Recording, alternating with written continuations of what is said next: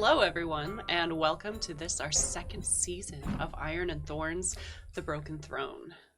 I am your GM this afternoon, but not most, Kara McDonough, and with me today are my friends, Sable, Alana, Joe, Vincent, and Hannah. And we're going to be playing a special system, the Old Gods of Appalachia rule set for the Cypher system. The Old Gods of Appalachia is an amazing horror anthology podcast, currently, I believe, in its 7th season, created by Cam Collins and Steve Shell. They developed this setting for Montecook's Cypher system in collaboration with the team there, and this is our second time playing. So get ready to learn and relearn the rules as we go along. Old Gods of Appalachia is set in an alternate version of Appalachia, a place near and dear to the author's hearts. We've taken this setting and created an alternate New England, far from the academic halls of Cambridge and the old world bustle of Boston. We today are brought by Monument Studios Music and their Fantasy Plus streaming app, because I'm not a sponsor of them, but I have a subscription now. I'm paying for it. Maybe not a sponsor. Maybe sponsor us a little bit. Shareholder. Shareholders. Are we a co-op? Co-op could be nice. Monument Music, a co-op for DMs and others who like. Hey, honestly, I would like it too. I just don't see that happen. Thanks, anyways, Monument. We appreciate it. Yeah. Sound sets good to make themes. Anyway. We are moving west, where dense forests and wetlands trap secrets in mazes of pools and branches. Stolen land now occupied by those who do not care or know the rights and traditions that keep their children safe from the things that sleep beneath and those that are lost.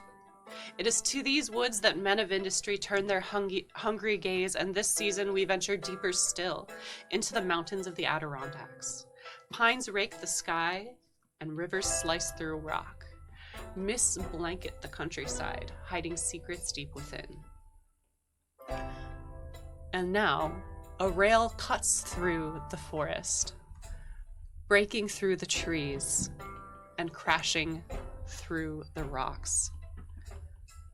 And you all are making your way through. We have our gang. It's 1936. In upstate New York, and you are all on your way on this train, further north and away from the city, a land of what you thought was opportunity. Places to earn money, to get your bread, to get your water, and to send money back home for those you care about, or other reasons you might need funds. The 5 of you are traveling along in this train on the way to Tallahassee, a town, or I guess more accurately, a camp and a club deep within the mountains.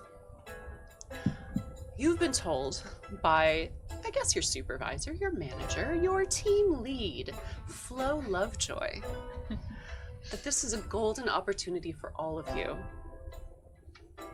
And now, as you all ride in a train car, along with the other goods and supplies that are going to be furnishing your trip north. Flo, would you describe your character? So, Flo is not super tall, but she seems taller because she's very slender. She has dark hair and dark features. And her hair is very clearly once a very stylish flapper cut, but it has kind of grown out in recent years, so it's a little messy.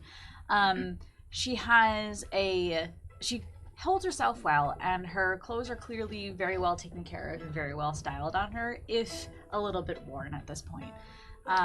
She would be sitting on one of the crates that serve as seats in our lovely train car. And most likely has a little journal in her hands and just kind of jotting down a few notes as we ride together. Thank you. Flo, you received this business opportunity through your contact with the railroad. A contact with a bit of a history that you aren't quite sure of, but assures you that this will be a most lucrative opportunity for you and for whoever you choose to bring along. First on your mind to contact was someone that you had past business experience with at the quarry, where you worked in the secretarial pool. Good at fixing things and handy, and great with the odd machinery that your boss tended to come up with to make, a name for your quarry in other ways than just rock and stone. Glad you got that. Flo, the first one to your mind was Simon Long. And Vincent, would you please describe your character? Yes. So Simon Long is a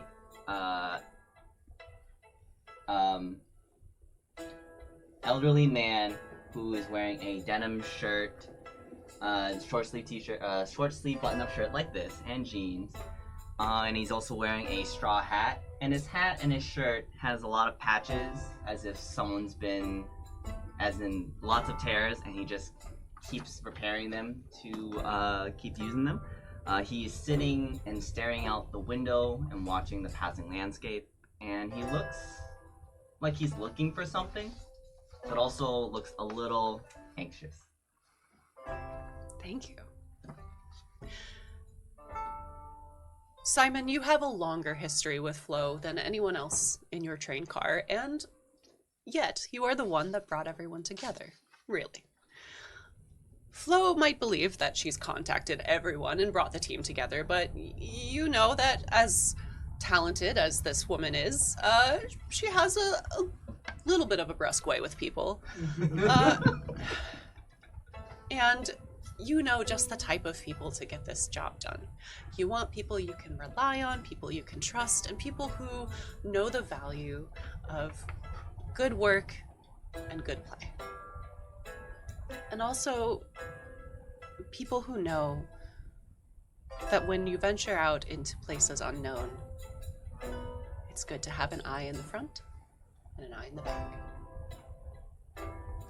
And so you called together 3 more folks to come along on this journey with you. They're all sitting in various locations, 2 closer together than the others, as one very large man seems to be talking off the ear of a very sturdy woman. And what is George up to, Joe? I think at this point we're in the train, right? And like, what's passing by us at the window? Just trees. Just trees. Trees and hills and rocks. All right. So at this point, you can see George. George is, like you said, a really strong man. This is a fantasy. This is a game where we get to be anybody. So I have a good back. I have 2 good knees. All my body parts work as they should. Heck yeah. And George is just turning over to you and like just kind of glued like a little kid to the window saying, boy, Tanny, look out the window. There's just trees as far as you could see, not a single ear of corn. You know where I'm from?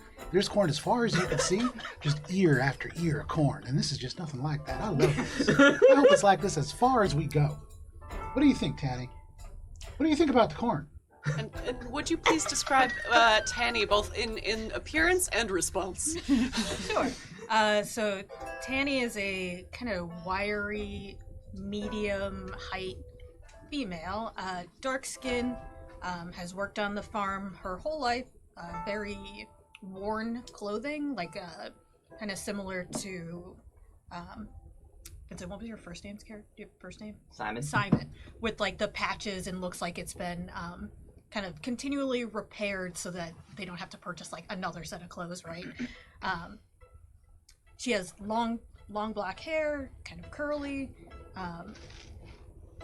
Let's see, what else can I say? She wears overalls, probably similar clothing to George, as like kind of farmers at heart. What else can I say? Whatever you like. What else would be helpful? What's Tanny's reaction to the large amount of corn talk?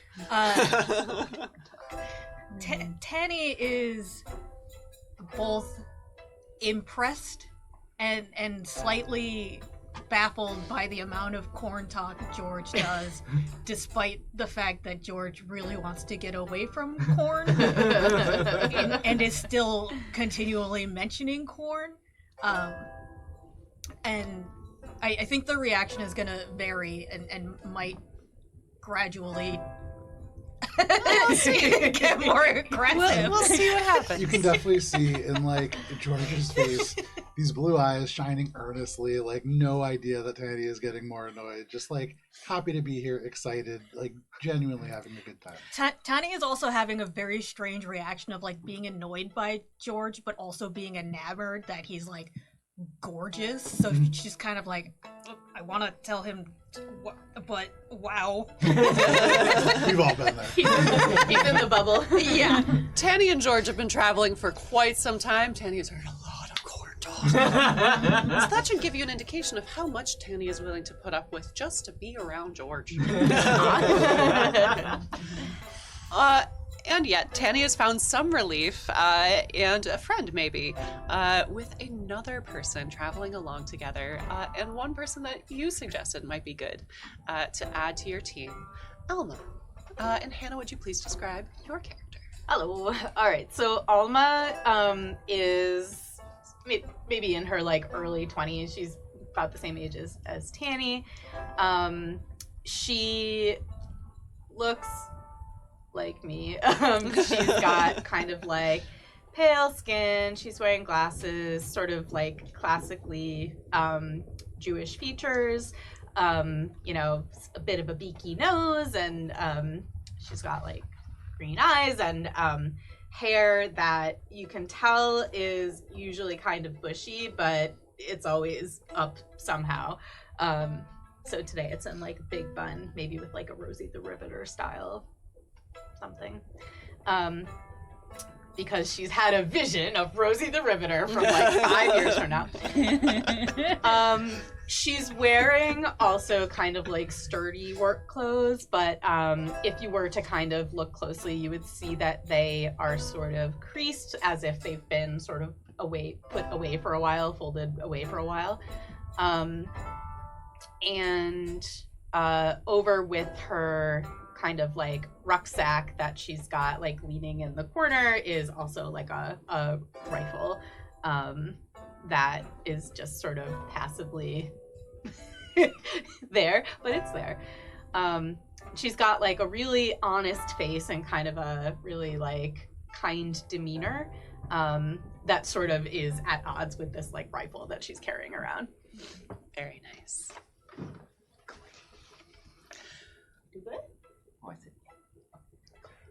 The five of you feel the train rock as you move through. Every once in a while, you're jostled off your crates. Hay bales destined for further down the line fall over on top of you. It's not a comfortable ride. It seems that perhaps while the job might be lucrative, it'll be lucrative in the future. Mm-hmm. Not right now. Comfort does not seem to be the name of the game so much as efficiency. And it seems that the efficiency is at an end as you hear a distant whistle from the front of the train that if I had clicked correctly and not a right click, and also apparently not so distant, goodness, you might be right up near the front of that engine. Apologies for the smoke and the steam. Anyway, as the train comes to a stop. Now, looking outside as you prepare to disembark from the train, you can see that there's not really a station so much as just a platform. And it's a platform of dirt and rock. It seems to have been cleared and swept aside. Some rough gravel has been added over top. And the only thing that really waits for you is a very large pickup. And a man standing in coveralls wearing a kind of floppy, not straw, not wool, but maybe some kind of combination of the two at some point, as if the hat itself was rolled up with the hay bales. And you see he kind of looks and looks at the passenger cars towards the front of the train and seeing no one come out, kind of looks towards the supply truck as train staff come over with help ramps. Stairs. Stairs! No, you don't get stairs. Stairs are for the passenger cars. Ramps to wheel out some of these supplies and crates, and not really wheel you out, but allow you to disembark from the train. The man jogs forward, and you can kind of see a bit more strongly built, broad of shoulder, a weather-beaten face, a bit of stubble in some places, and patches grown out a little bit in others. And forward, he kind of takes his hat off and does a nice little, like, attempt at a bow. He says, Great, you're here, you're on time, and we can get going just as soon as we've loaded up the supplies. I thought, since you rode in comfort on the train, that you'd be fine riding in the back of my truck, but, yeah, well, I guess comfort wasn't really on the list. Don't worry. We'll be fine. Okay. Thank you for picking us up. It would be way too long of a walk. We'll just make sure that our friend here gets in first, so we can all kind of arrange around him. Well, that's the thing. I just... There's only 2 seats. Only 2 seats in the back of the truck? No, the back of the truck is wide open. It just needs a few boxes. Oh, well. Shouldn't we let our elders? Miss Lovejoy, of course, you should be in the seats. The bed of the truck is just fine for me. We never even had a truck back home. Oh, I'll just run Miss over Lovejoy, so you're... Oh, Yes. pleasure to meet you. I'm Everett Castillo. Welcome. Everett. And I'm working up at the building the tunnel at the rail, and I hear you'll be joining us with your team. Yes. Pleasure to meet y'all. Everett, and he kind of goes around to each of you. Everett. I'll lean over from like the side of the truck and I'll shake their hands and I'll say, "Your face looks really weather-beaten. My mom always said that means that's signs of a good, honest worker. I appreciate you, and I appreciate you picking us up, Mr. Everett. Mr. Everett. Yeah, just Everett's fine. Don't need the mister. We're co-workers now, I guess. So pleasure to meet you, and you are My name's George. George. Pleasure, son. Sir. Simon. Simon, pleasure to meet you. And ma'am. Alma. Alma. Really Alma. hearty Nice handshake, to meet you, Everett. Welcome to, well, I guess nowhere for now. There's really not a name for the stop. It's just kind of where the train stops before moving on up north. And we're kind of going, come on. Get going then. And he opens the door for Flo to get in the passenger seat, the passenger princess seat, and the rest of you pile into the truck. He begins driving you deeper into the woods, up gravel roads and dirt pathways. At one point, kind of going off-road entirely as the old truck kind of bounces over a bunch of branches and logs. Flo, you kind of brace yourself within the cabin just to kind of stay seated. The rest of you grab onto whatever you possibly can. I think Flo would look into like one of the rear view mirrors and be like, "Everyone's still in there back there? Roll call." I'm gonna grab onto Simon and just like hunker him down a little bit while also holding onto the back of the like truck bed. Very nice. Can't lose you over here, old man. Appreciate it, Tammy. I love Tanny. You move deep. You travel further on. Of course, there's birds disrupted from everything. Every once in a while, there's a branch that comes slapping back over the truck. It's unpleasant. And eventually, the pathway widens out into a nicer road. And as you pass through, clearings start to open up. You see grass, and you see pleasant little cabins start to appear. Kind of spotted here and there at first, before truly opening up to what seems to be kind of just a pleasant camp. Nicely built cottages amongst a fairly large colonial.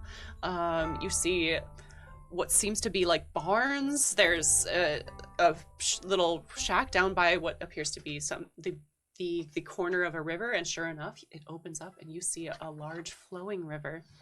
And up further north, a lake. It's honestly quite lovely. You see people kind of poking their heads out every now and then, some lots of honestly gentlemen in kind of outdoorsy suits. None of you have outdoorsy suits, but these are certainly suits meant for the outdoors, an extraneous type of clothing that kind of is not needed. He's gonna look at George and be like,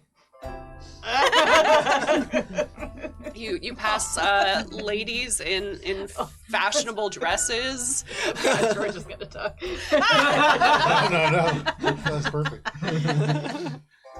And you imagine as the truck slows down, that it won't fit in with the other workers, and kind of neither does Everett, to be honest. But maybe maybe there's a bunkhouse or something that you'll be staying in. And Flo, within the cabin, Everett brings the car to a stop. Now, I know that you're supposed to drop off some paperwork here. Mm-hmm. I don't really have much of the paperwork, now I don't know who. Okay. But you've got that paper for Mr. Howard. He'd probably be at the main clubhouse. Okay. Oh, this is Henderson Club, by the way. Okay. We won't be stopping here. We won't be staying here. Of course, we'll be moving on to the camp proper. Mm-hmm. But this will be a good place to stop, and maybe if you want to pick up some extra niceties for yourself. I don't know about the others, just a bit, they seem kind of like myself and might be okay, but a lady such as yourself might need like a blanket or something like that. we can hear this, yes? It's like the windows are open, and to be fair, from the way Flo is dressed from the four of you, she might need an extra blanket. Me and Alva are just gonna look at each other and be like, Everett, son, what is this place? Oh, what? I'll be right over. And you see he hops out of the cab, runs around to the other side, lets Flo out. You can find the clubhouse over there. And he points towards that large colonial. Okay. So, I would probably, Flo would get out of the truck, and kind of look at everyone like, all right, well, I just need to finalize a few things on the paperwork side, boring administrative stuff. I'll be right back. Why don't you all, stretch out, maybe make some plans before, make any notes of anything you might need, but I'm gonna go finish this up. Yeah, we do have about another 2 hours drive, and it's gonna get rougher. There's no roads this way, so it's kind of just us.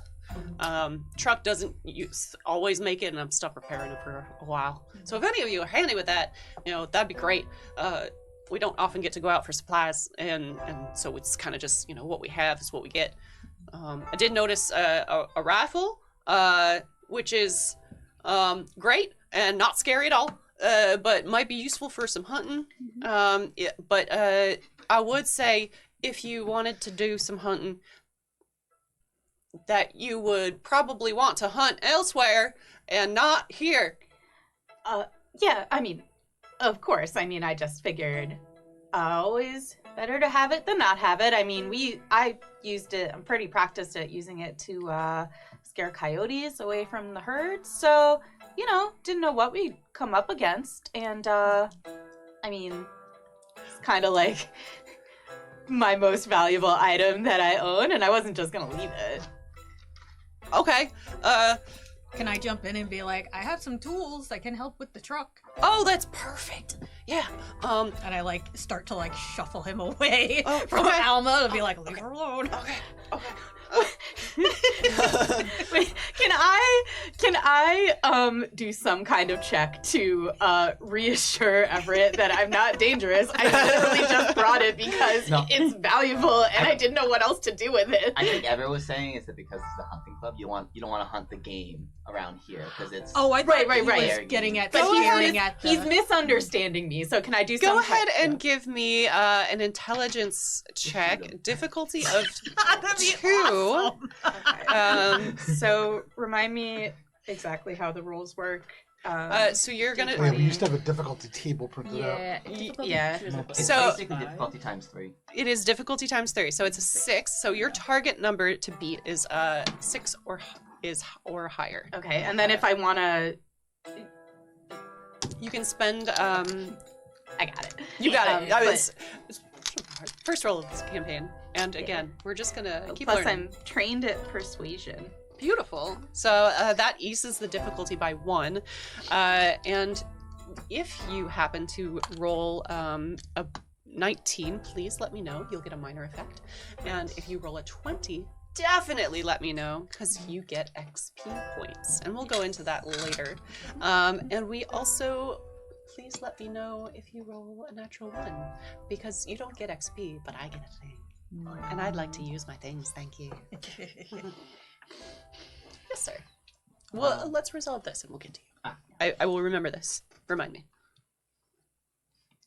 Everything's fine. Look, I'll just tuck this away. Tuck back into the bed of the truck. Didn't mean to ruffle any feathers. And you see he kind of like gets over close to you and is like, it's not so much ruffling my feathers. This land is kind of owned by the hunting club.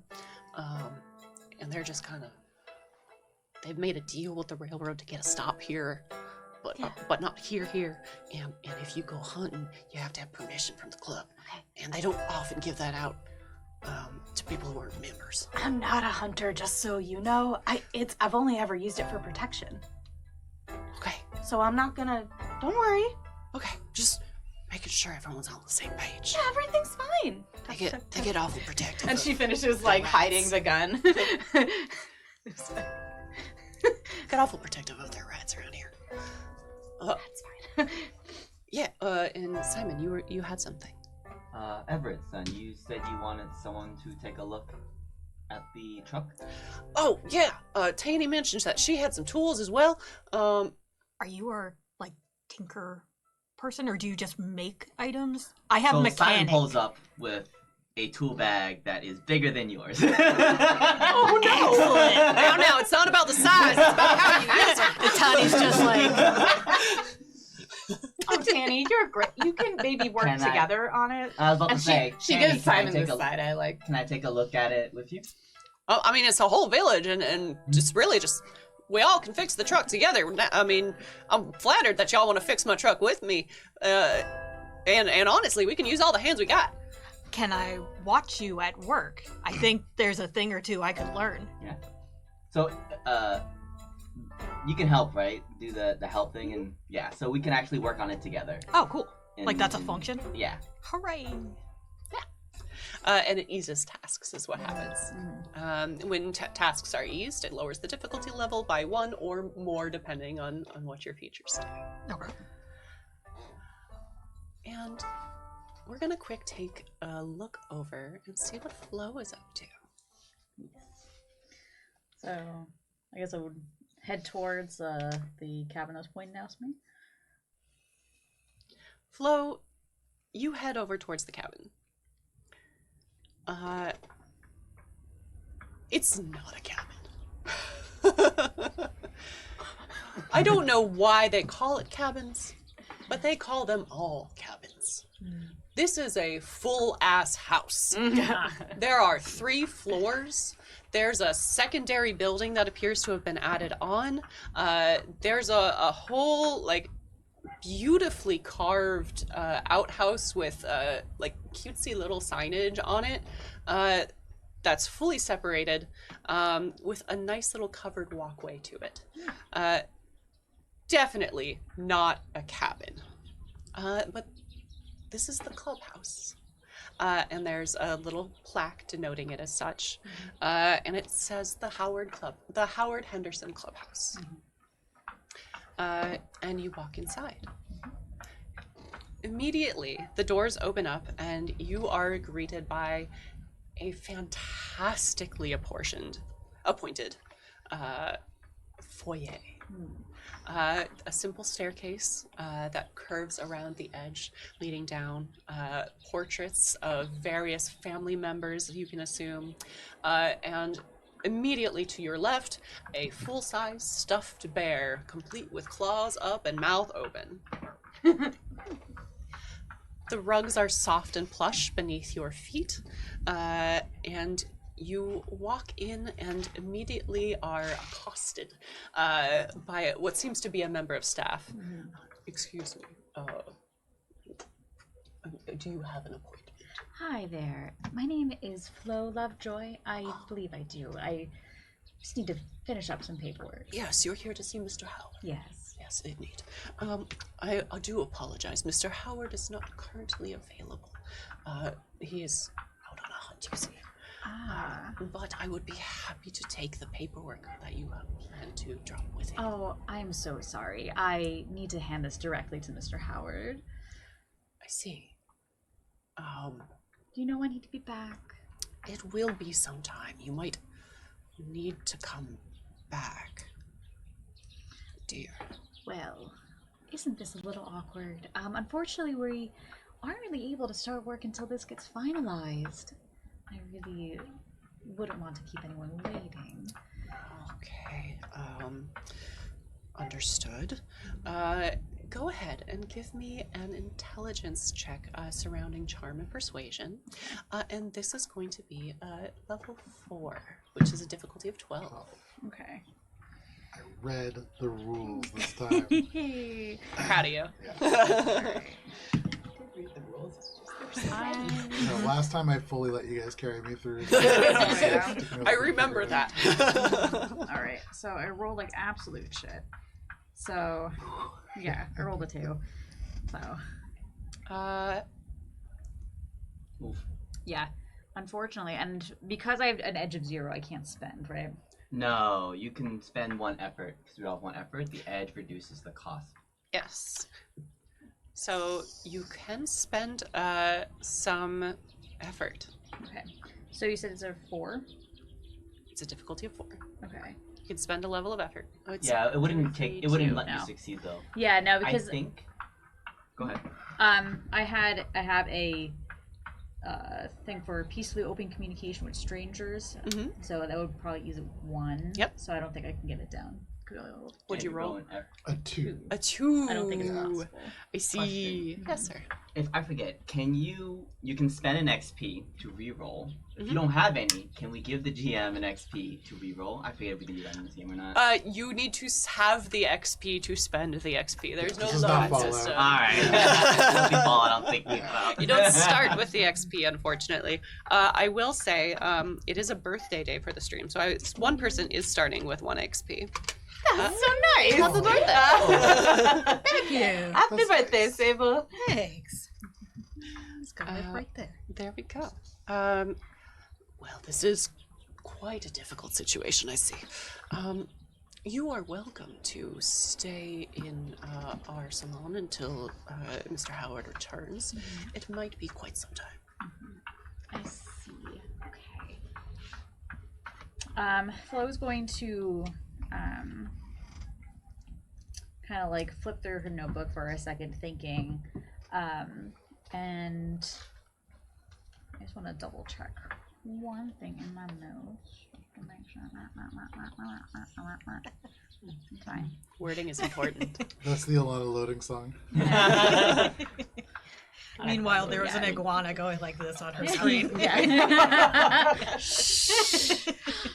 Secrets over here. No.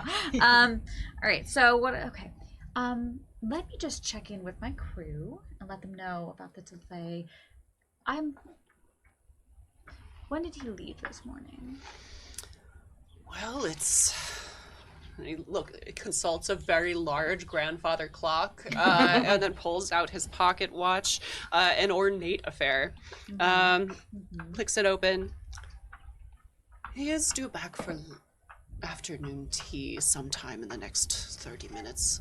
So perhaps if you would like to interrupt his afternoon tea to conduct your business, that might be a course of action you could take. Yes. Well, I'll just hang out in the salon for a few minutes then. Wonderful. So Flo's gonna go take a seat, and while she's sitting, she will look for something that is like reflective enough so she can see herself and like try to clean herself up a little bit after the long trip in the train car. You enter the salon, and you see heads. Heads on heads on heads on heads on heads on these walls. This is the trophy room. Far too many heads. There's yes, heads of cabbages everywhere. Stuffed cabbages with their leaves open to varying degrees. Their leaves kind of pointed in some cases. There's one where there appears to be some attempt at a tongue. This one, this cabbage seems to be a little bit more amateurish than the others. Maybe a delightful project of some child. Decided that a bobcat head was the best place to start. The eyes, for certain, leave something to be desired. But stately, overarching one of the entrances are two birds that have been stuffed in flight. And you do see a cabinet nearby with polished silver trays on display.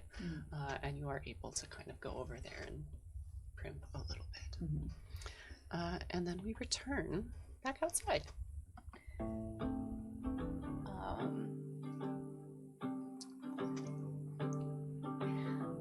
So Alma, after having this like weird interaction about hunting, what? I'm just showing. The taxidermy. I had this like very clear image of like the bobcat. Yeah. Taxidermy that existed. And you can catch this and more at Alberon RPG on Instagram. Put it up on the Patreon. Alma's gonna walk around and just try to kind of meet some of the other people and just kind of smooth over, because we're not, just try to help us see if we can fit in a little bit better. Seeing our open carry friend just kind of walking through the I put it away. I'm not carrying it. It's just I'm gonna sticking out turn of to her Tanny coat. and I'm just gonna say, maybe we should go with Alma just to make sure that everything's okay. All right, Alma, wait up. Simon, what are you up to while the three go off to explore? Who's going off to explore? Literally everybody else except you Simon, and you wanna Everett. come with us? I ever thought you were too, but you all are headed off. Are we done? Sorry, I thought you two were fixing the truck and I was gonna wander off while that was going on. Well, George prompted me, and I guess at some point I got distracted and was like, oh, Simon is welcome okay. to do whatever he would like. If that's I guess I'm happening. working on the truck by myself. Well, no, Everett's still there. Oh. Yeah. So I guess I'll just work on fixing the truck. George asked me to do something, and I was like, yes, George. Oh god. I see a theme developing here. Yes. Youth. The youths. The youths. So we will come back to Simon and Everett. But Alma, you start wandering off to go introduce yourselves to the fine folks of the Henderson Hunting Club. Maybe make a better impression on them than the impression that you have that doesn't exist. But sure, you go out there to be the face of your party and just make yourselves known. With two, well-muscled projectors at your back. That's certainly not going to cause any waves. Did not want this at all. I'll turn to Tanny as we're walking and just be like, with Alma, they're sure to know that we're friendly. I agree. So she's gonna have to like work extra hard, but that's okay because like being nice to people and like getting them to trust her is kind of her thing. So she's gonna go up to, I guess, whoever. Is there like a group of people standing around? There's no one really standing around. Everyone seems to be engaged in some sort of activity. You see a group of like younger ladies kind of playing a game of badminton. You see a couple of men discussing something over by the shack by the river. You see another man kind of outside his cabin, kind of cleaning a hunting rifle. And there's also... you know what? Go ahead and give me a perception check. I believe this is also intelligence.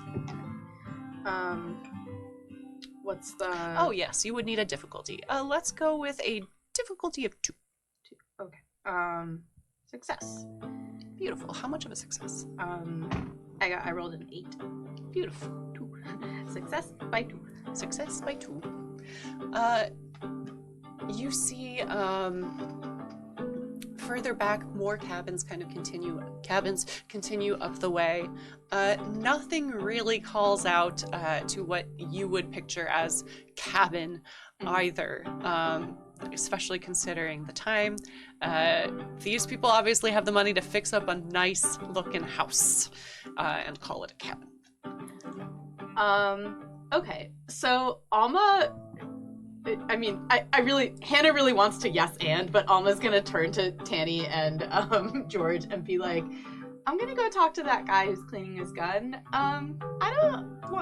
Maybe I'll just talk to him one-on-one for a second. I don't want to, intimidate him. And she's looking at George like, I mean, big fella, I know you're not intimidating, but why don't you and Tanny go do something else for a second? Damn. All right, And Alma, she's that's gonna- a great idea. Yeah. She's gonna look at Tanny and just communicate her intent very intensely through her eyes. And Tanny's gonna turn to George and be like, weren't you telling me about the one cornfield back home? Oh, yeah. I don't want Simon to miss this either. So let's go back and I'll tell you over with Simon. While he's fixing the truck. All right. And Alma's gonna give Tanny the nod, like, okay. And then Alma's gonna kind of saunter over to the guy who's cleaning his gun. Wonderful. Alma, you head over to this man cleaning his gun. He is dressed in a fairly nice-looking linen white shirt. He has some suspenders kind of holding his pants in place. The pants, more of a corduroy material, some nice and shiny polished boots, sitting on the front porch of his cabin in a polished rocker. Do I recognize the kind of gun that he's polishing? Like, would I be able to speak intelligently about the gun itself and, like, him cleaning it and stuff? Do you have anything that would give you any bonuses for knowledge of rifles and... I own a rifle. You own a Presumably rifle. I know how to use it. You can speak to your past knowledge of owning a okay, rifle. okay. I will say yes. So I'm gonna saunter up and be like, oh, what time of day is it? It's the afternoon.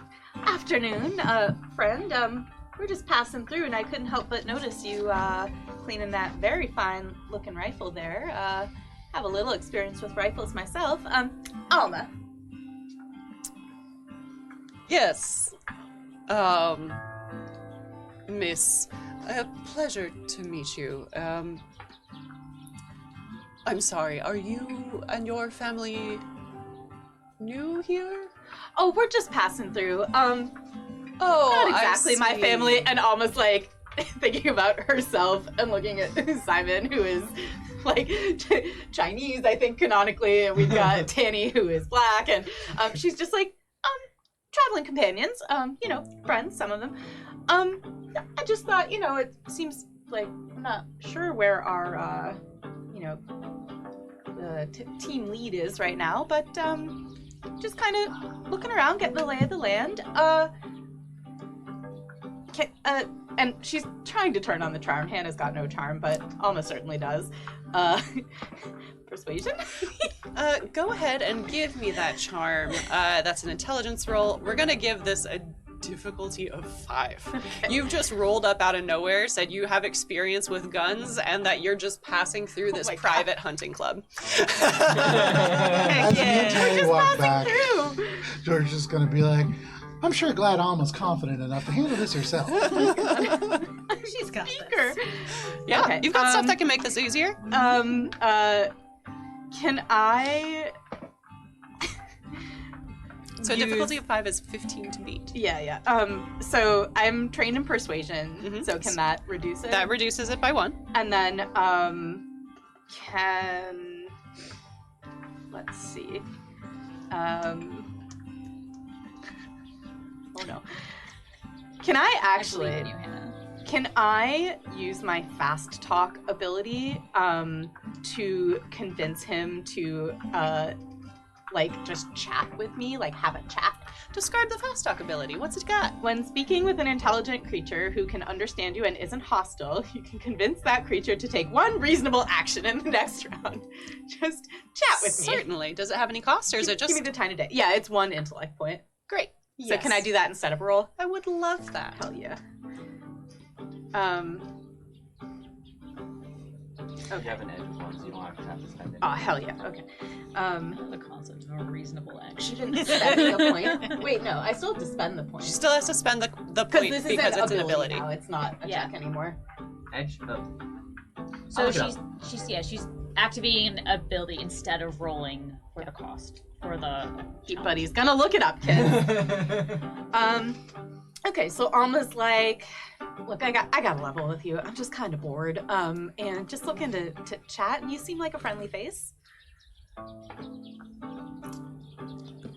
I suppose this is what I get for being on my porch alone and cleaning my gun. I mean, I was just wondering if you can tell me a little about this club. It looks amazing. I mean, Yes, it is. It's where we all, our families have been members of this club for generations now. My family, the Fairfaxes, in particular, I am 3rd generation in this club. You generally need an introduction to join. There is a membership fee, of course, for the land and any activities you hope to. I'm no skilled hunter when we truly are just passing through. I mean, this train stop, we just came in on the train and we're supposed to be heading a little bit further west in, and she looks over at the truck and she's like, in. You see the expression on this man's face, like, instantly irons out. What appears on his face is not a level of friendliness. You recognize this face from your time in the city and your time in theaters. This is the face of, we've reached the end of our interview. Thank you for your time. Okay. But this is going to be a no type face. Okay. You are intimately familiar with this face, Alma. And you know that he can keep talking with you for hours. And you will never join his circle. But you can try. And he says, I understand. You're one of the new railroad workers. I did hear that they had hired some women to help with the work, and as they should in this day and age, it is great that I think women are doing more to help with their household finances. Okay. And I applaud you for joining this endeavor. And you said your name was Alma. Alma got you. Thank you. Miss Rosenberg. She's like, oh, this guy is. Miss Rosenberg. Yes. Well, of course, we've had railroad workers come through here in the past, and we are happy to provide supplies to them at reasonable prices. It is so difficult to get supplies deep into these hills. My family in particular, we are a family of, doctors. Should you have any medical need whatsoever, please don't hesitate to send people our way, and we would be happy to offer our services. We do have an operating, and he continues to go on the list of goods and services that Almost he has. like, okay, well, thank you. Nice meeting you. I'd better go back to my, Please crew. do let your supervisor know that if she has any need of supplies, we would be happy to provide. How far is this happening from where we are at the car? Not far. So can we hear or... Are you intending to listen in, or are you intending to do more with Simon? And how much is George talking? Okay. So George and I are talking about fields and corns and back home, but I am kind of paying attention to everything that's happening, and I can't hear what's happening over with Alma and this person. But I get the impression by Alma's face that it's kind of not going right. You see the slump of the shoulders. You've recognized the slump of the shoulders before. Okay. You and Alma, having lived in the same women's boarding house, you've seen when Alma comes back from tryouts or auditions or just generally hunting for somebody who could be a manager and help her out, that this is an experience she's had before. It's generally not pleasant. And at this point in the conversation, Alma has kind of excused herself and she's kind of slinking back towards you. Oh, okay. Can I just like wave her down and be like, "You've got to hear the story that George is telling." Certainly. And you pop back in just in time to hear the midpoint of George's wonderful corn story. Simon, you and Everett have the hood of the truck popped open, and Everett says, well, you know, I got some stuff kind of rigged up here, and you see a mess of rope, wire, and duct tape holding this thing together. Maybe a bit of grease came from an elbow. It's wonderful that this truck is moving at all. So the first thing I want to do is identify if anything is like broken, as in like a snap piece that you can't just mend with a wrench. Do I see anything like that? That is critical to me. Do I see a lot of stuff like that? You see a lot of stuff is wrong with this truck. You could All right. definitely, given time and focus, fix this truck back up to wonderful working condition. This truck will get you to the camp. That's not an issue. It will then stay at the camp.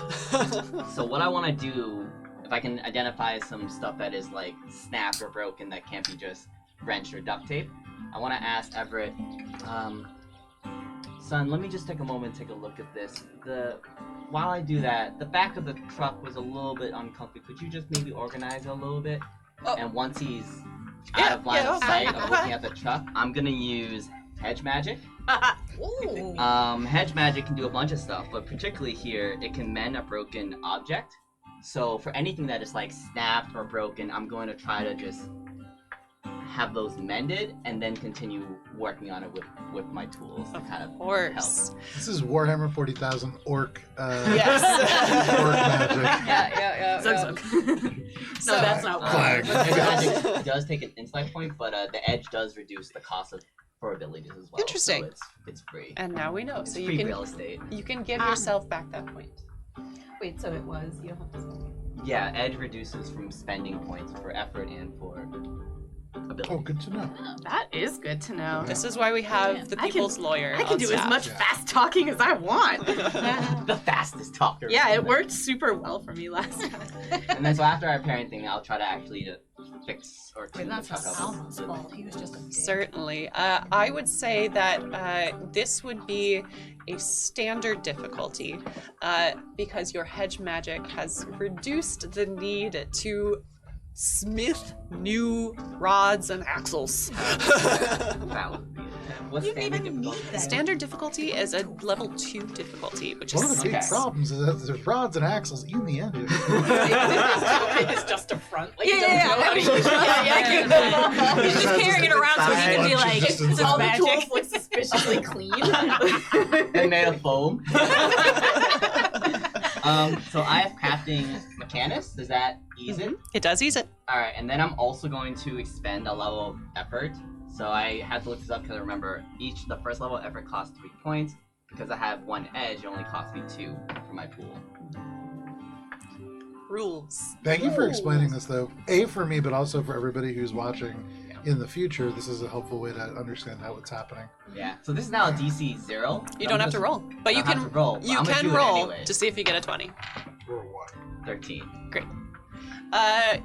You Well, I've been terrible. during this time period, you are able to not tune out. You never tune out a story.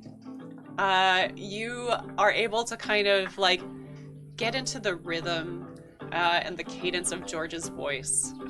And there is kind of like a musical quality when he begins talking and going into his stories. George doesn't always have the most logical or coherent stories, but they are fun to listen to. He gets excited and animated, and that kind of buoyancy carries you through as you're doing your repairs. Gosh, the cabins around here are really nice. I'm sure excited to work for all these folks. I bet they're going to take real good care of us. We don't have anything like this here in Iowa, in northeastern Iowa, or northwestern Iowa, or I bet even southwestern Iowa, but I've never been there. Buddy, we're not staying here. We're just stopping over. No, I know, but, with the trickle-down economics and all, it'll really make sure that we get paid a good amount, too. I'm sure it will, son. That's right, George. Oh. You said it. Alma has proficiency, or like she's trained in business. Research. So Alma's just gonna be like, Yeah. Tiny and George are on the same page. And we're like, yeah, right? That's how it works. The rich make money so that we can make money. You just got to look up with open hands and know that their open hearts will release that gold down to us. Something about bootstraps and making sure they're tied on tight, says Everett from the back. I know there's a lot to do with bootstraps. I always make sure that I have mine. And you can see he has strapped on. use my bootstraps. These are my bootstraps, and I pull them on every morning. Alma's doing this thing.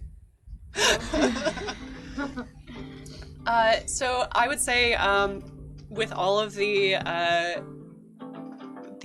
conversating and the mechanicating and the eyes of rolling, about an hour has passed. You watch as the people kind of go about their business. Everyone very well dressed, especially for the outdoors. And I would like everyone who is outside to give me a perception check. This will be a level 3 difficulty. Is this to spot an illusion or deception? I also am good at spotting deception. I'm the opposite of that. Yes. Oh, okay. Yeah. We have it's spotting minus deception. perception. It is not to spot an illusion or deception. No, I had to Okay. think about that. Though. Fair enough. So this is 9. It's you gotta beat a 9. It's I believe we've It's intellect. it's intelligence. I believe. 7. A 7. Nope. 2. So nope. Also nope. Sure, it's peaceful out here. You're just looking at this. This is like a resource. Peaceful? pool. Not So you bad. rolled a 13. Oh, very nice. 13. Beautiful. So Alma, you just the gentle innocence of George and Tanny, Distracting. by extension Everett, has begun to give you a little bit of a migraine. It's lovely and sweet and a little bit too saccharine. But Tanny and Simon, as you are working, and Tanny, as you are looking into the bright blue, earnest eyes of George, your gaze is drawn a little bit behind him as 3 shadows on a distant cabin kind of make their way out and stare in your direction. Simon, you hear kind of the lull from Tanny. There's a lot of like, and you hear every once in a while, as corn is mentioned, just the word, and then all of a sudden you hear that stop. And you look up and you also see these 3 figures. And you see 3, with the 13, the 2 of you see there are 3 younger women, very pale.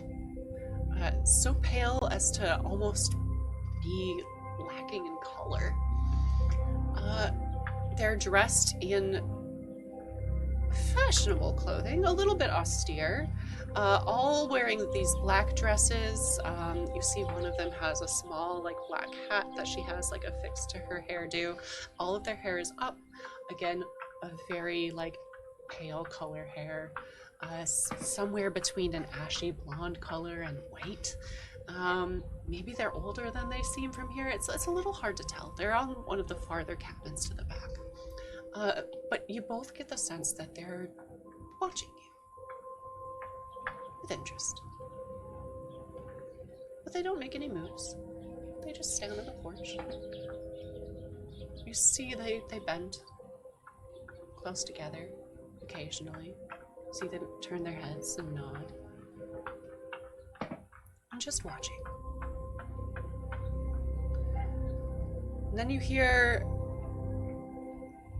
a conversation come from the south as a group of hunters return, dogs barking, men eagerly laughing and having a wonderful time, led by a stately man with a velvet hunting coat, a highly polished rifle, and a hat, kind of like a bowler hat, kind of like cocked to the side a little bit. His hair gray and kind of pin curled up in like waves. Very fashionable for maybe last decade, but on him it comes across more as dignified.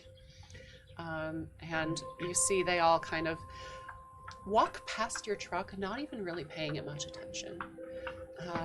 And they head directly to the clubhouse, where you know Flo is. Is there anything that you all are doing in this time before we head over to Flo? The thing about corn is you can also have syrup. And certainly, Hold you can on, have George. syrup. So we know, what is Alma doing? Alma doesn't notice. Alma is just maybe us trying to deconstruct mentally Right. the economic policies that George holds so dear. Yes. She's trying to figure out how to let him down. I'd say with your easy. perception checks, yeah, you notice that you notice. So George and I are talking, and he's telling a story, and I see the women over his shoulder, Mhm. and I turn my body so that I'm standing next to George, but with my back to the women, and I just kind of like nudge him lightly, and I say, hey, "There's some weird people behind you. Don't turn."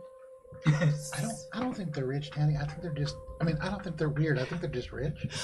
Can And can then- Alma be like, just look over her shoulder? if When they're she's pointing pointed out, yes. And then you and then I'm gonna make eye contact with you, and we're just gonna be kind of like, Wait, It's gonna give you. I'm gonna do Just a a really nod. big, like, Okay. big broad shoulders, big blue eyes, turn and just stare, looking for this person because with a 7 did not see them. 7 did not see them, and I would say, George, with your 7 continuing, it's kind of still like you see.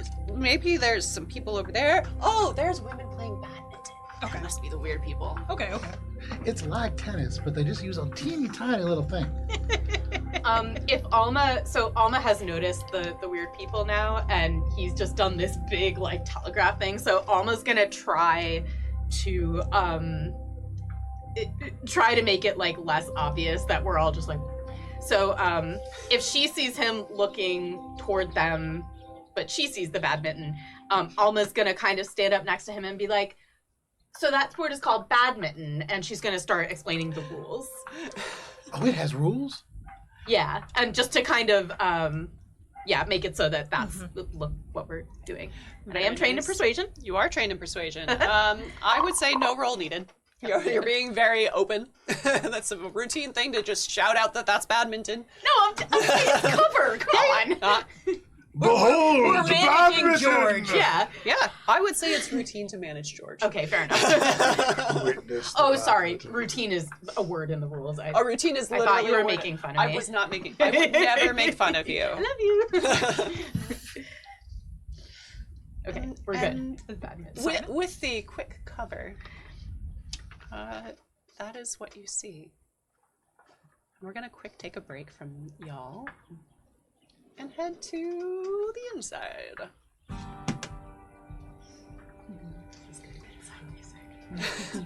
Flo, you have the salon to yourself.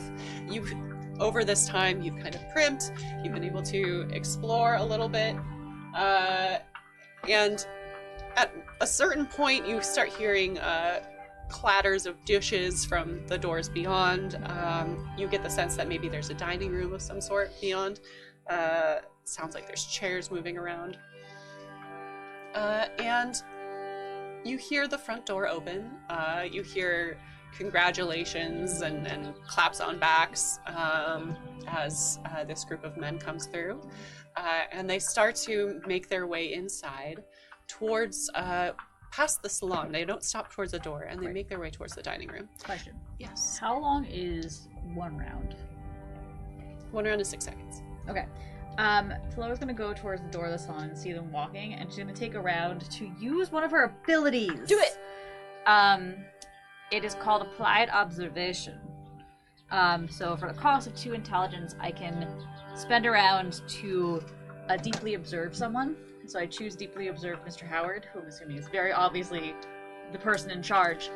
And that will give me advantage on my next interaction with them. Wonderful. So after like deeply observing, she'll kind of like put her shoulders back and like stride confidently towards him. Ooh, bold choice. Mhm. Nice. So you kind of intercept them on their way, and in the background you see the butler looking most perturbed that you have done this and that there was no formal introduction made. This is not how things are done. But it is too late, as you have strode over.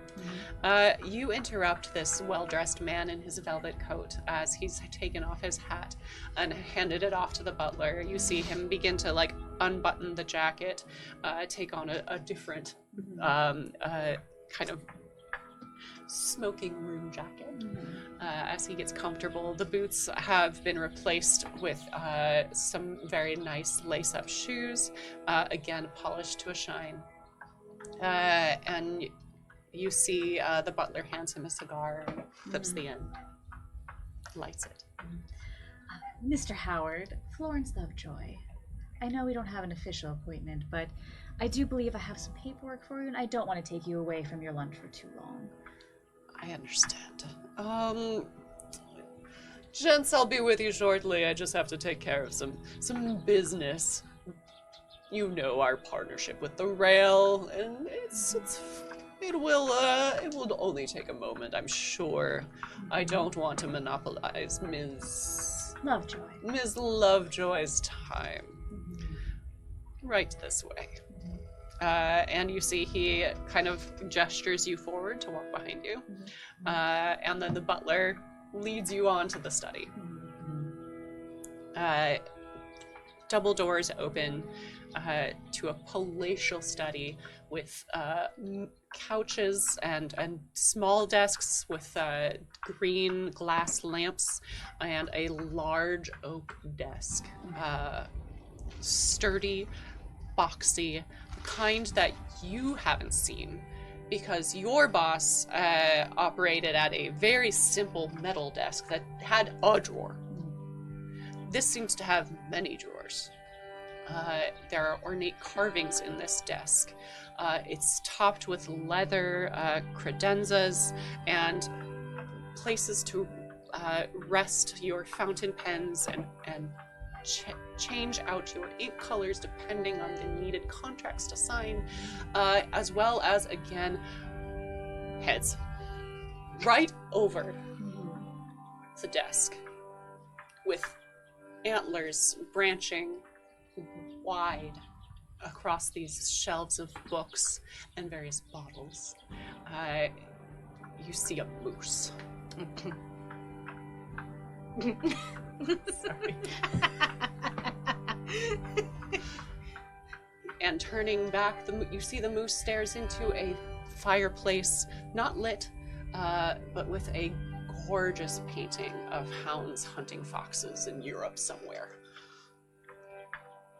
Money. The cigar is lit, and Victor Howard III sits down at his desk. So you got the paperwork that the railroad man gave? She reaches into the inside pocket of her jacket and pulls out the sealed envelope. And Oh, beautiful. Thank you. His name written in a steady calligraphic hand on the front of this yellow legal envelope. You see it is tied shut, and he places it inside a top desk drawer, which he then locks. I'm also supposed to keep the contract that you and the man from the railroad had together, just for safekeeping. There's not really a great place for paperwork up there. Do you have that on you as well? The envelope was sealed, so I assume you didn't put it inside. Does Flo know where that contract is? You have the contract. Yeah. So she takes out the contract, and unfolds it and places it in front of. Now, Ms. Lovejoy, I can't allow you to go up and do any work if you're not going to sign on to the project. Oh, no. I am going to sign it. I just wanted to make sure that all the terms were agreed to before I did so. Well, what you have between you and the railroad company is none of my business. I'm just here to make sure that everything is kept clean on our end. Right. So one of the provisions that we agreed on was the materials and provisions to make sure that we had everything we needed. And considering that you are the source, I believe, of some of those provisions, I just wanted to make sure we were good. Well, now, we are not a source of provisions. We are a source of extra goods. We do some trading. We have, of course, some things that we can part with for goods and services and rendered in exchange, but we are not a marketplace. We're just a simple hunting club. We have some supplies that we can spare with, of course, at the railroad's expense, but we are not your main source of supply. We are not your employers, to be clear. He kind of puts out his cigar, and it's kind of, the smoke begins to fill the room a bit, and he pours himself a glass. Now,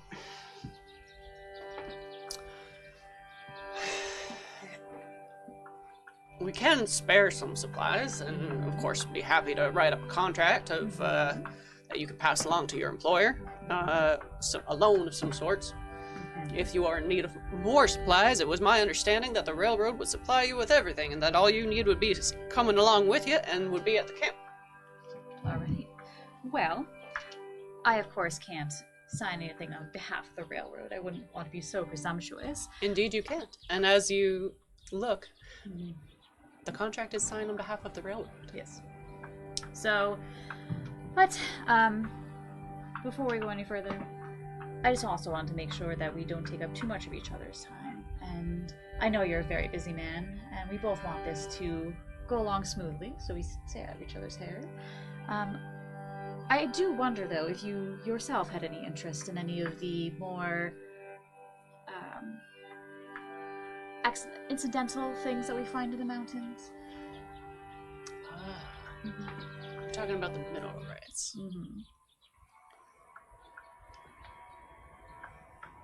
Ms. Lovejoy, I don't know what you've been told.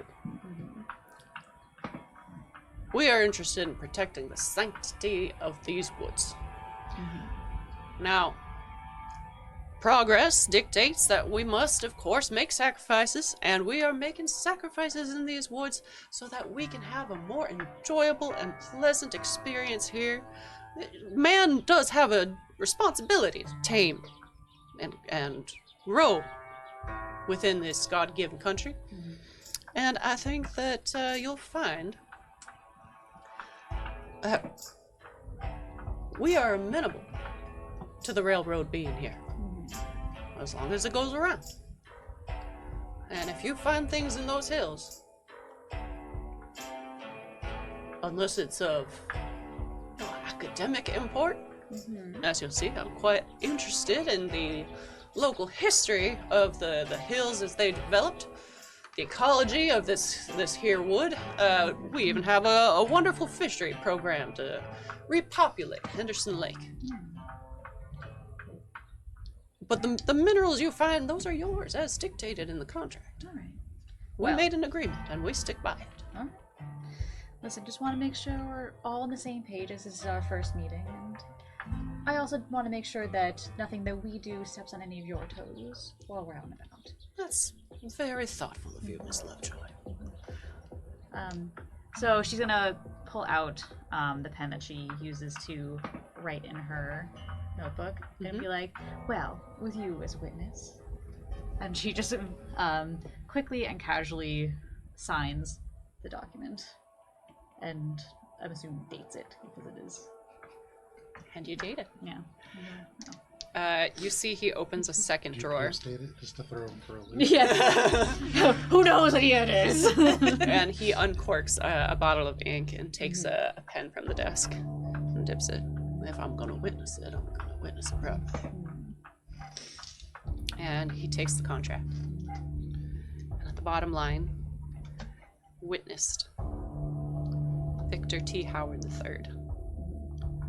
And you see as the ink flows across the paper,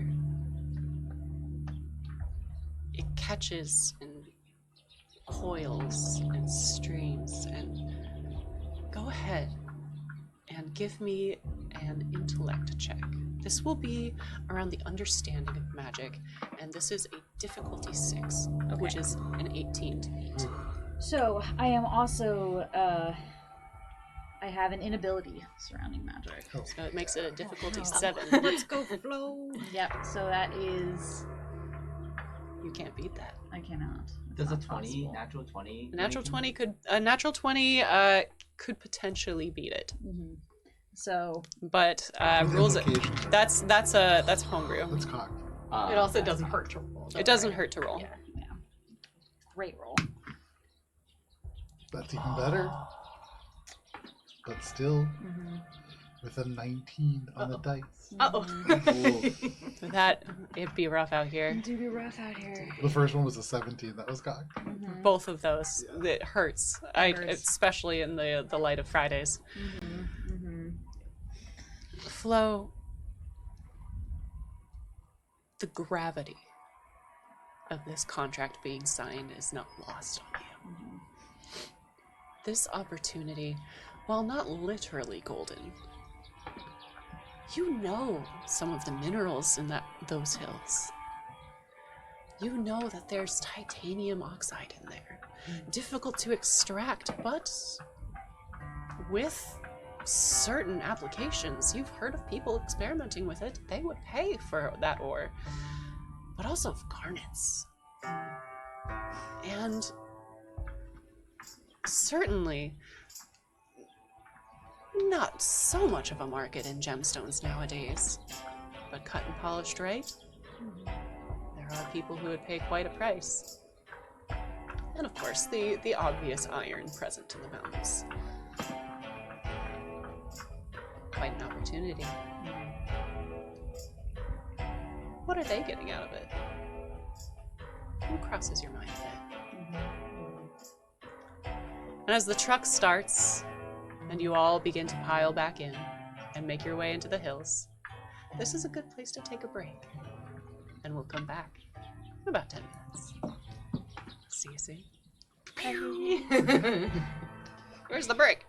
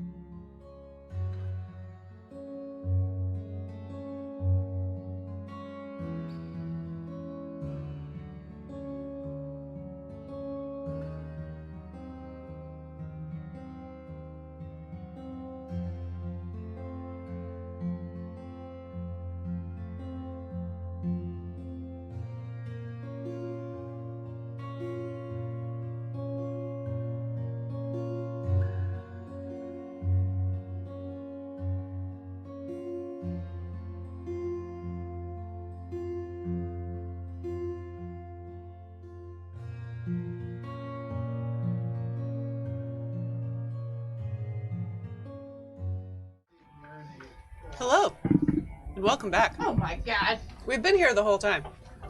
And certainly no one is trickling in late. And no one is still getting their sweatshirt on because it's kind of cold, but not really cold. Just a little cold. Just a tip cold. Just a tip cold. It's pretty cold out here. So, you know what I also realized is that I'm sitting on a cushion, so this would have been even more comical. So I've been. Had I not. I don't know if you noticed, but I've been slowly I know. sliding down because I keep sitting up and then I look over and I'm like, oh hi, Alana. Yeah. Like when we were taking photos and you did this thing, like you had to get real down low so that all could. And we're back. Most of us. We are back in this truck. And as we move along, we head deeper into the mountains. Before getting into the truck, on the way back, Flo would be walking back from the cabin to the truck. She would, in her notebook, be writing down notes about Mr.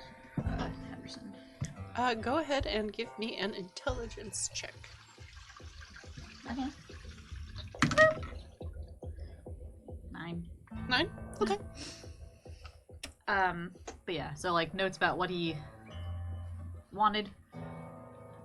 If we find anything that might be interesting to him, but also just like the fact they like cigars and good drinks. Roll a d6 for me. What kind of cigars is he drinking? Is he smoking? 3. 3.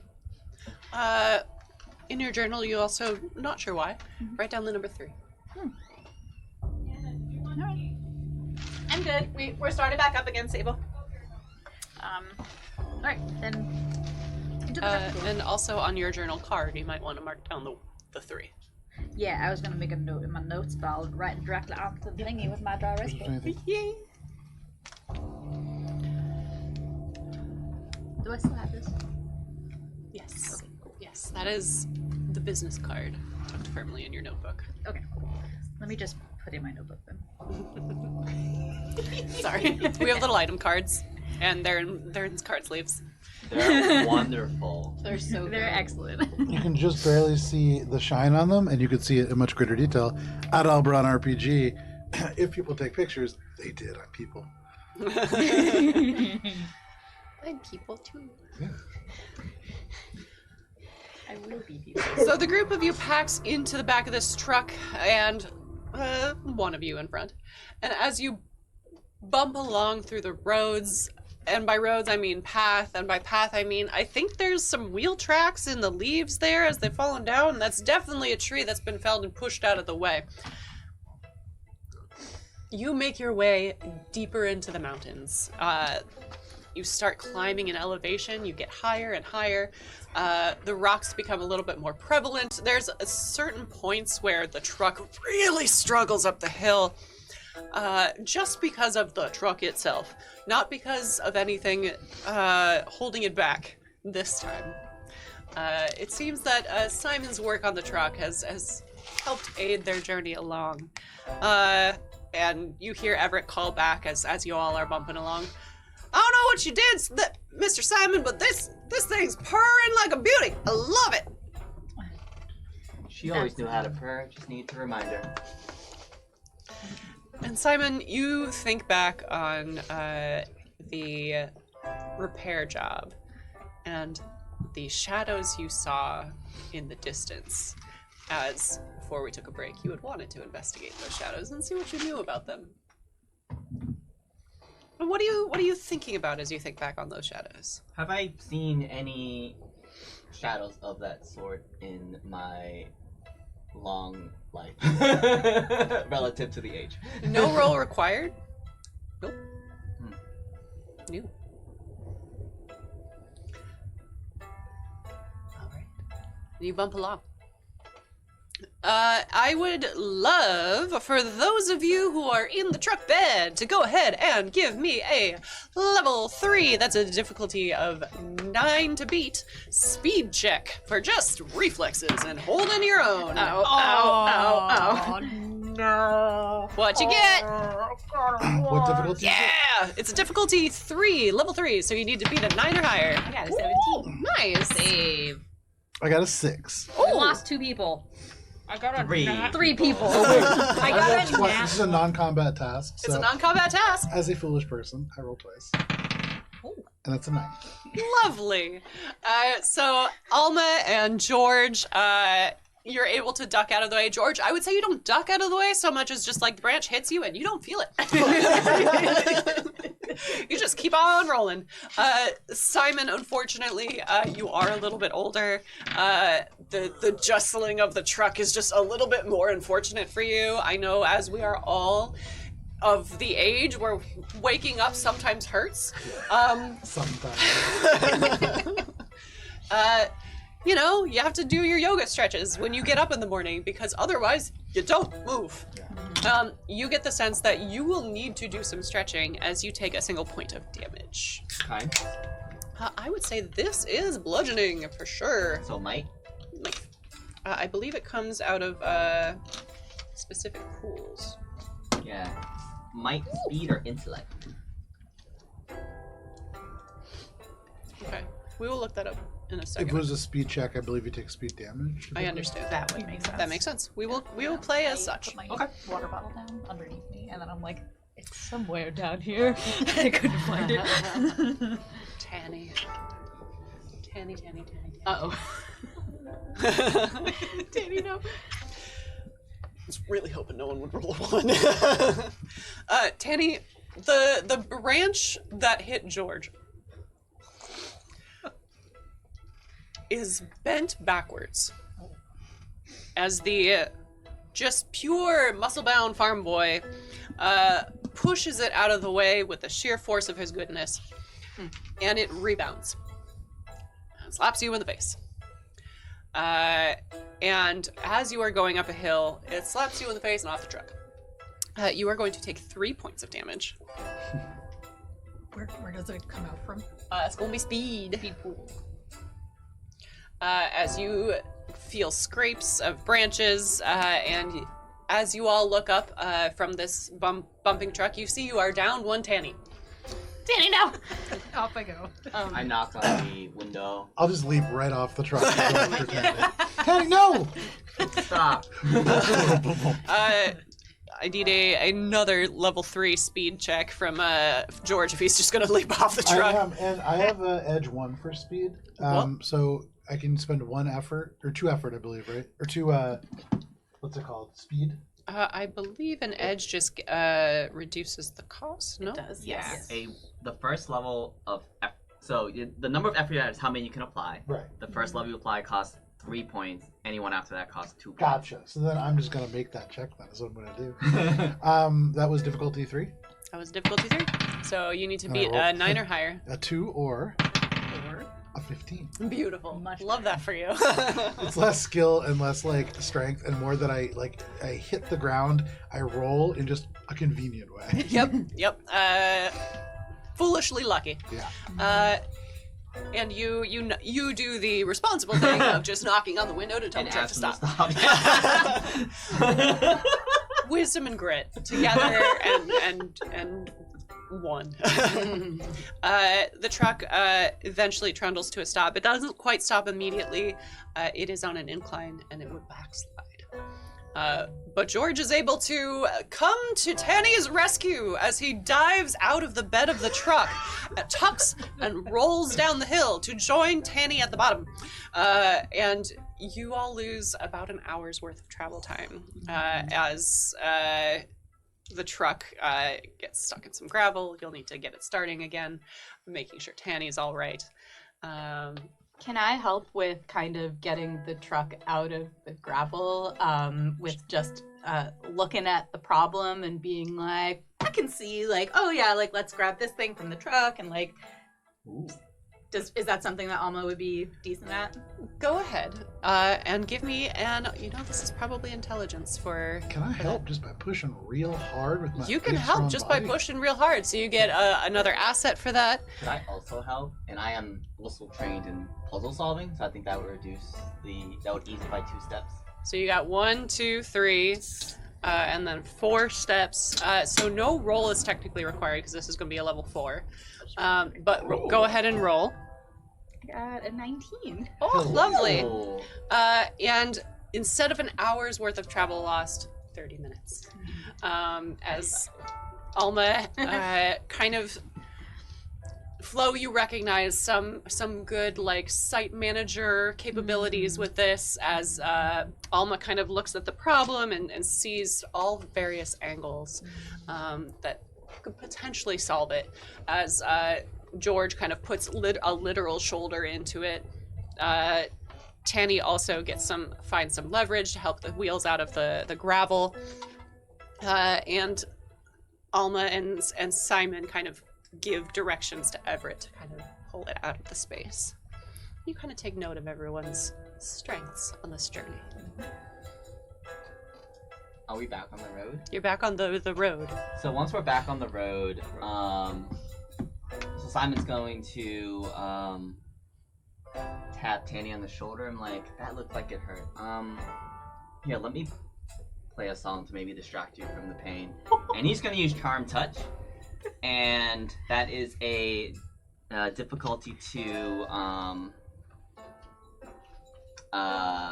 intellect check. And I don't remember, but does any of my skills come to play for stuff like this? This is an ability. Yeah. Are you using your harmonica? I would say Yes. using magic. I'm using magic, but I do play the harmonica just as a flavor of using it. But basically, with a touch and a few chosen words, I restore 1d6 hit points to one stat pool of any creature. It's a difficulty 2 in check. And then there's some more stuff to that, but... I would say using magic. So if you have an inability, it's hindered.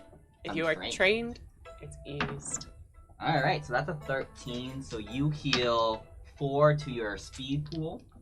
So you hear this harmonica song, and somehow you feel better. And It's like the voice of an iron angel. Does it heal, like, visibly? I would say there's no closing of scrapes and bruises immediately.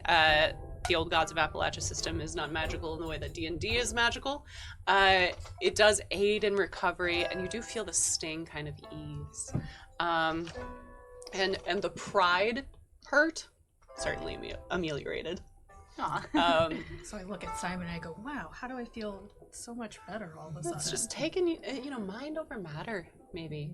Unless you want to make a check around the understanding of magic. I have none. I just looked. There is none. You've encountered this before. Mind over matter. You just power through, and Simon has given you something to focus on that's pleasant and hopeful. And honestly, the man's quite good with that silver harmonica. Speaking of that silver harmonica, Simon, would you please roll for me? Whoa! I love rolling. A d20. I lost my dice. It's right there. No! Aw. And it's an intellect check. 11. All right, go ahead and roll a d6 for me. 6. Beautiful. Simon, go ahead and take that first layer out and switch your card around. Whoa! Each player has an artifact based off of a sentimental yeah, item that I right. asked them about before the campaign started. Oh no. First layer. First Oh, layer. sorry. It is just flip it around. Oh, just flip it around? Alright. Okay, cool. I just saw their little piece of paper. Ooh. Other secrets. And now more words on this. Yeah. And that d6 that you rolled is its level. Very cool. Oh, man. Vincent, can you take some pictures of those bad boys? Yeah, So I we took a can- picture of this, but now I will take Yeah, a picture yeah, of the awakened harmonica. And please describe what that harmonica looks like, that All right. form. So the harmonica, as you watch him play it and you look at it, it is a silver harmonica, polished bright from years of use. There used to be engravings on it, but you can tell it's been so well loved and so worn that the engravings have been worn away through time and use. And that is your artifact. Did I, as someone who is trained in understanding magic, understand what I just saw? Go ahead and roll. 11. I would say yes. You've seen some different types of like green magic, essentially granny magic. The bury a nail in a glass jar, put it in the farm, kind of protects against coyotes, which of course, nothing says protection like a rifle, but a little bit of magic can't hurt either. Okay. And you see, like, as Simon plays, there's something warm, and you feel almost like that warm glow kind of touch you as well. Not mechanically, but certainly pleasantly. And you recognize some of that from your past experience. I'm gonna lean over to Alma and I'm gonna say, "Do you feel that? Do you feel that, Alma? It's the power of friendship."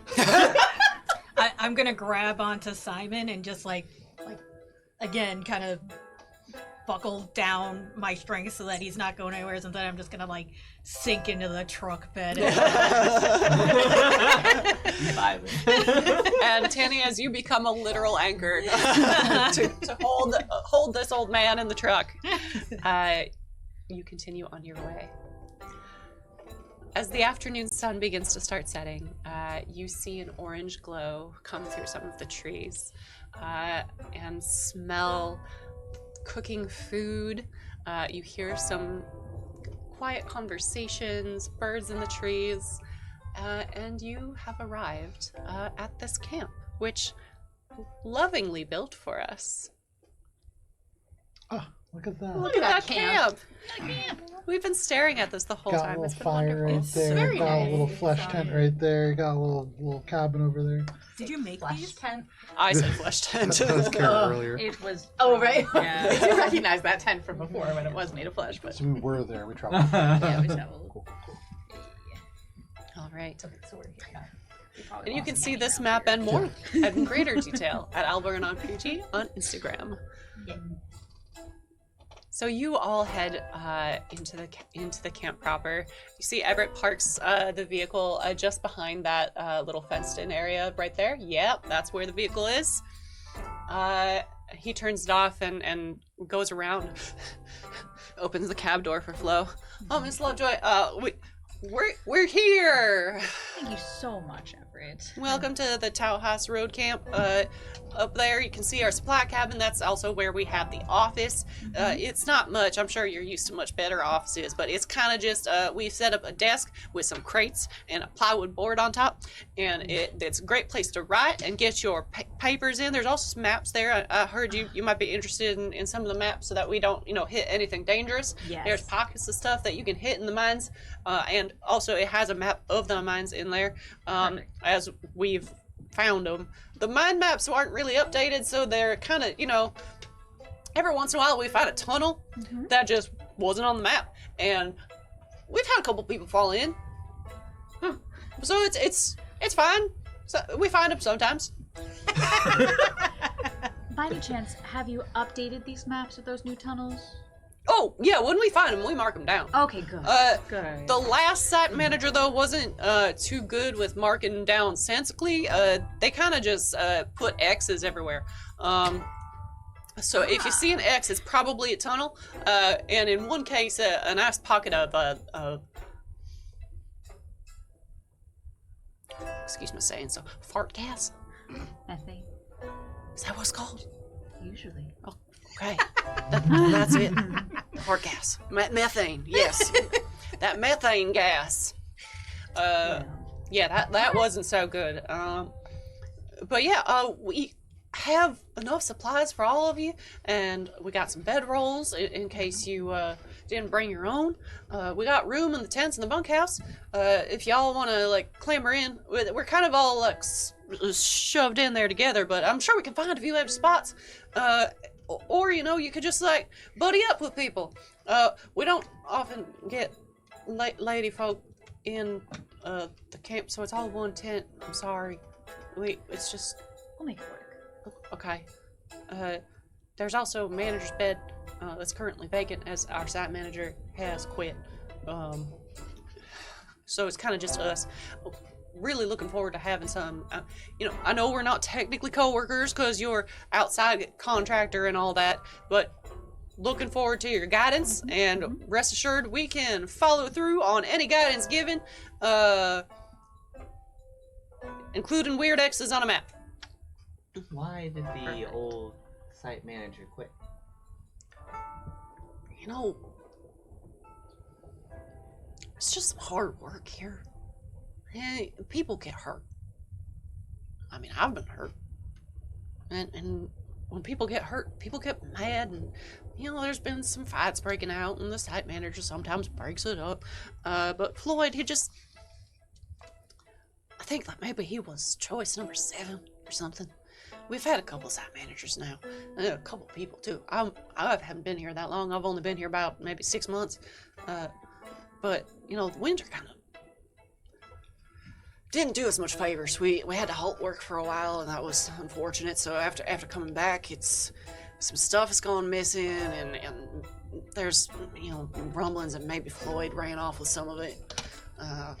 But, you know, these supplies that we brought back are really needed. It's difficult to survive out here when you're not well provisioned. Well, why don't we start by just getting settled in and taking stock of what we have? Oh, sure. We'll start there. Yeah, Marcy should be just finishing up the supper. As you can smell, she's a real good cook.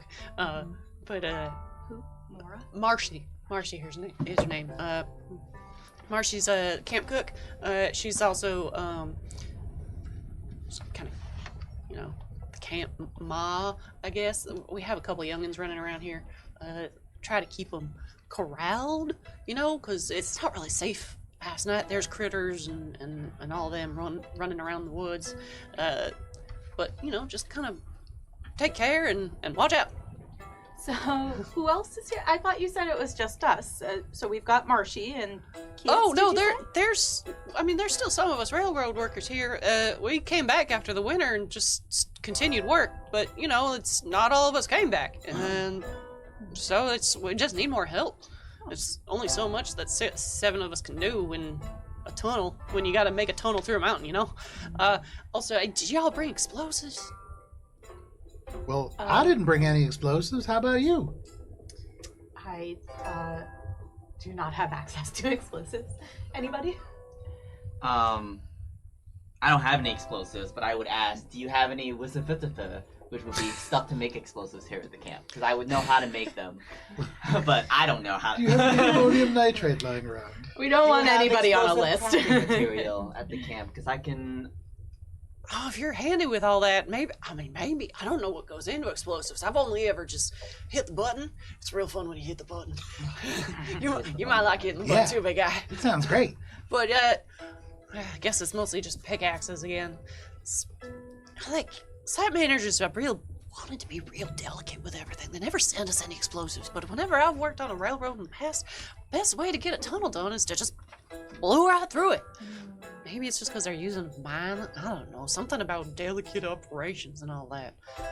But Well, I was gonna think about that for a second and like think to yourself like, would there be like a very obvious reason to not use explosives? Well, of course there's a good reason not to use explosives. go ahead and give me. I would say this is a difficulty. This is a level 4 task. As just like not a common knowledge thing. I would say you are eased in tasks of like managing quarries and stone. Okay. That's But it's Roll is intelligence. Did you say this out loud, by the way, or is it just thinking in your head? I'm thinking to myself. Hold on. What was this on? I don't remember.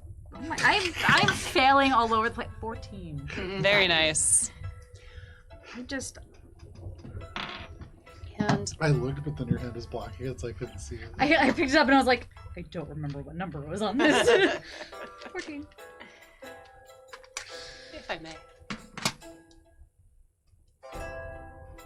Ah, yes. Oh. Ooh. When I intrude, players get XP. And I'm intruding. Flo. Just the presence of a mine doesn't necessarily negate the use of explosives. When placed properly, you can still safely demolition a tunnel with the use of explosives, and after all, that's why many of them were created. It's not just to destroy everything, it's proper placement, proper setup, and you've experience with placing properly with the quarry and managing that, ordering explosives and materials for explosives, and you know that Simon would also be able to help with that. There's gold in them hills. So, one for me, one for someone else? Both are for you. Whoa. As in this case, this has consequences. And should you keep this knowledge to yourself, you'll benefit, surely. Alright. Well, like I said, we should really just start with figure out what we do have and getting settled, and we'll worry about whether or not we can use explosives. I'll take a look at the maps to make sure there's nothing going on. You know, there might be a weak wall somewhere, or maybe, I don't know. We'll just see what's going on. They may have had good reason. Sound check.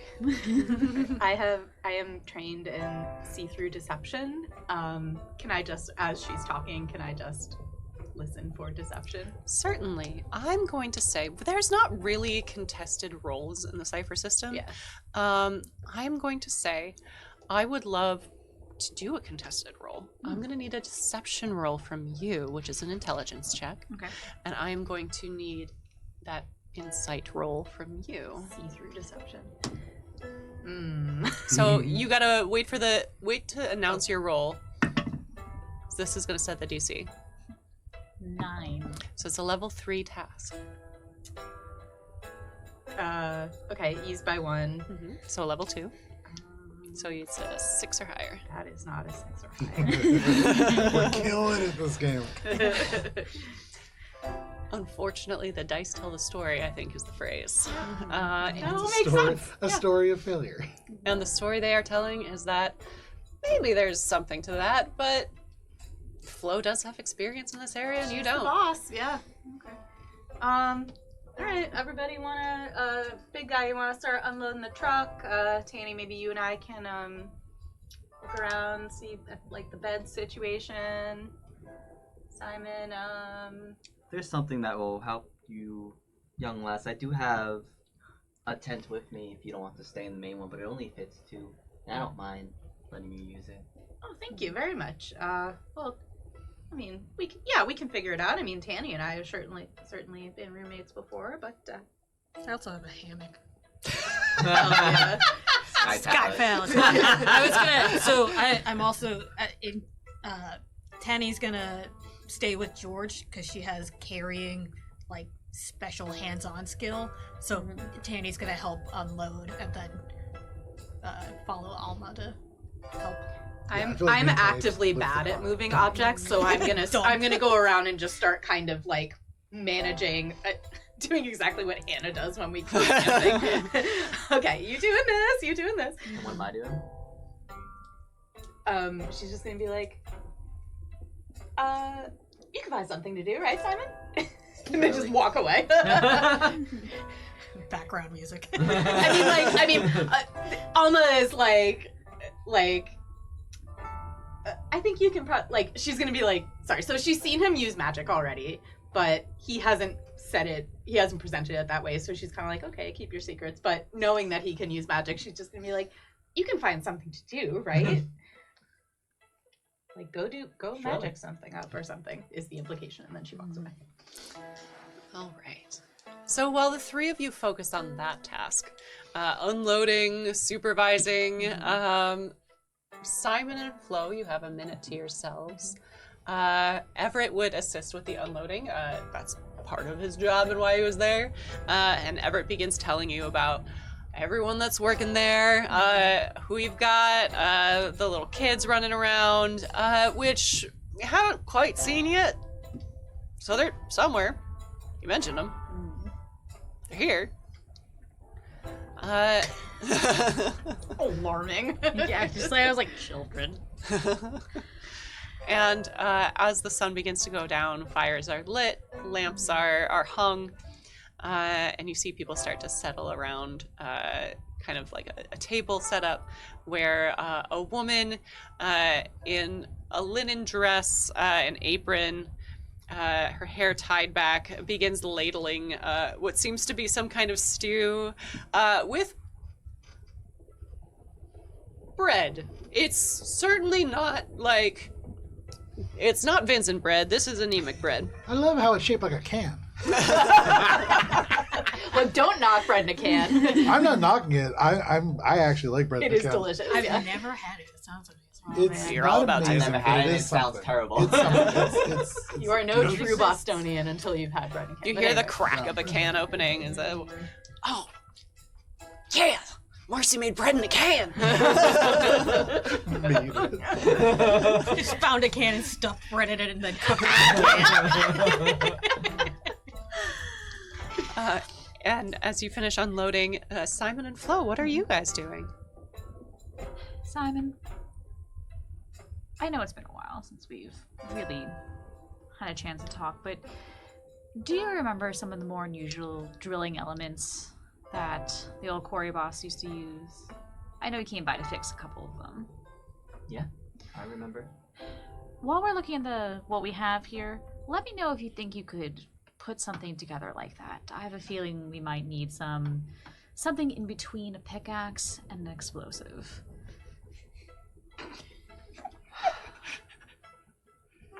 Do you want an explosive powered pickaxe?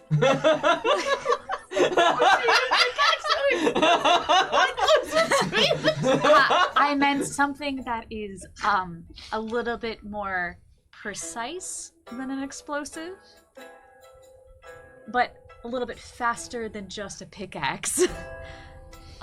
Though I like where your head is at.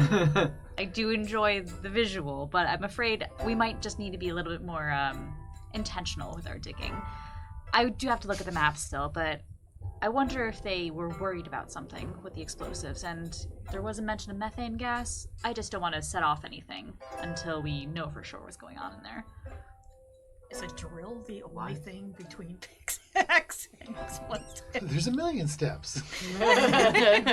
I'll have to look at all it's my just like, crafting ow. video games and see what the in-between You is. got your gold pickaxe, your But, diamond pickaxe. Simon Long Yes, plays Flo. Rust. You gotta wait until you get iridium ore for that.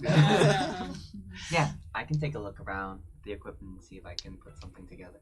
All right. Much appreciated. So we're going to start with Simon.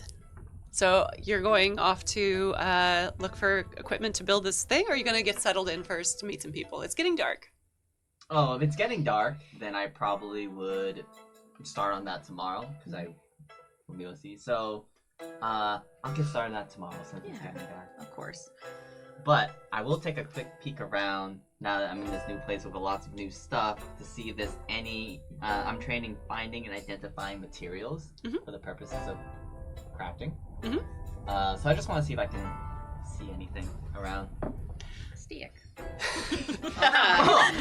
Big stick. That's a good stick. You laugh? I would love for you to just roll and see how high you get. Okay. And if you spend from your pool to make it higher, great. I will do that. It's just going to determine what you find. All right. I rolled a 12 and I expended a level of effort. Fantastic. So that's level 5. Level 5 stick. I was just like that. So you found a level 5 stick. Heck yeah. Actually. No. Thank you. What you do find, however, is as you're kind of looking around and kind of poking through, not really opening crates so much as just seeing what's around you, what you do know is there is a wealth of little charms and little bits of spell work that can assist and aid you and your fellow workers, just from bits and pieces in the mine. You see a few broken mining tools that can be repurposed into some crafting things. And there are ciphers in the Old Gods of Appalachia rule set that utilize items from mines, items from railroads. And I would say you find enough to craft 2 to 3 ciphers. Very good. Ciphers It is are good. one-time use, right? Ciphers are one-time use. Ciphers, as the name of the rule set implies, are basically your way to do fancy things.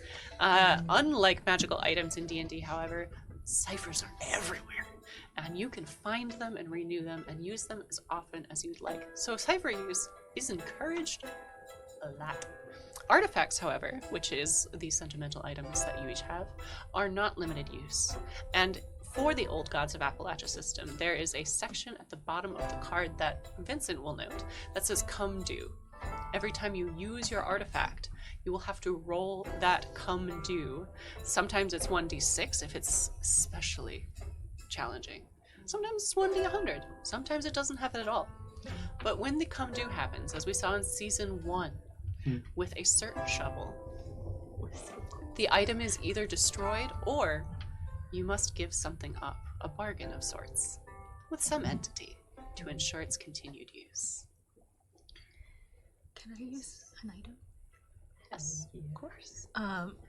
This is fucking weird. Can I use Do it my well. my news? So I'm assuming we're sitting at the fire and just kind of chilling. So first I take out my bag and I rifle through it and I pull out cigarettes and I just like pass them and a box of matchsticks around after lighting my own cigarette and I'm just kind of sitting there.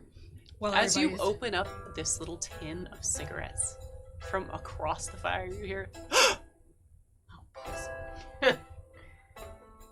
Who is going, huh? and you look and you see a kind of grizzled man, not quite Simon's age, but definitely like the guy's gotten too close to the fire a bit. He says, ma'am, Yes, sir. you got any of those to spare? Yes, of course. Oh, It's one for everybody. oh, that's wonderful. Don't tell Marcy. She says we got enough smoke inhalation as it is. And he goes over and he takes one. It's like Gainer Collins. Gator? Gainer. Gainer.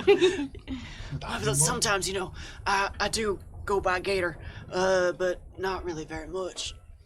Gainer is the name my ma gave me, but Gator's kind of nice. That is my nickname now. And you hear from the table, Marcy says, "It is not your nickname, Gainer Collins." Goodness. Who else is around the fire with us? You see Just a bunch of people. a bunch of guys in various workwear and coveralls to varying degrees of kemptness. Marcy is apparently the only other woman you see, and it is about the time as the last soup goes out. She's like, "Elizabeth, you better get your ass over here!" And you hear coming up from far away, "Yes, Mama!" And tromping through, you see a group of 3 children. Elizabeth is the oldest, it seems, and the ringleader of your little gang of rascals. Elizabeth, and she says, oh yeah, we got Elizabeth here, and her younger brother Dale, and this poor soul is this cute little guy. I'm sorry, strong little monster. Yes. It's Elias. So as the kids come running over, I'm gonna put out my cigarette and I'm gonna take out a satchel, like a newspaper satchel, in my hands, and I'm gonna rub it together, and I'm gonna whisper something to it, and then I'm gonna put it back in my bag. That was normal. That's my little. What do you call it? It's my good luck charm. Oh, very good. You gotta rub it for good luck. Tanny, yeah. what do you whisper to it? That's a good question. What does it ask you to whisper?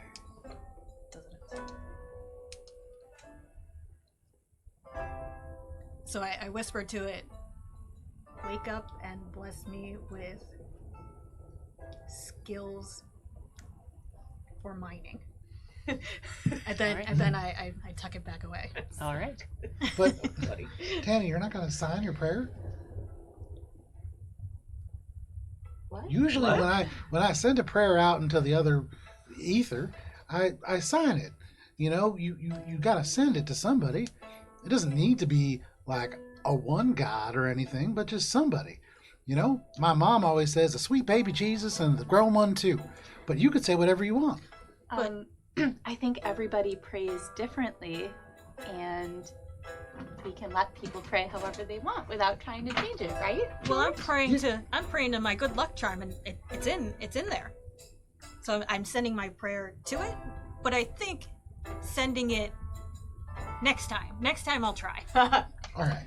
And George, you feel a little tug on your coveralls, and it's little. You look up. Down here, Oh. Mister. Yeah, I'll look down at this little kid. And you see Dale. You're real big. Thanks. My parents made me that way. My ma says I have to eat all my vegetables, and then I can get real big. Is that what happened to you? Well, I'll tell you, the most important vegetable for you to eat, and everybody, please take note of this, is corn. George, I like corn. Can we? Do you think we could talk about something other than corn? I think corn is great, but what else can we eat that will make us like big and strong? But it's so good. It's so sweet, and it has the juice. It's got the juices. Can't argue with that, George. It sure does.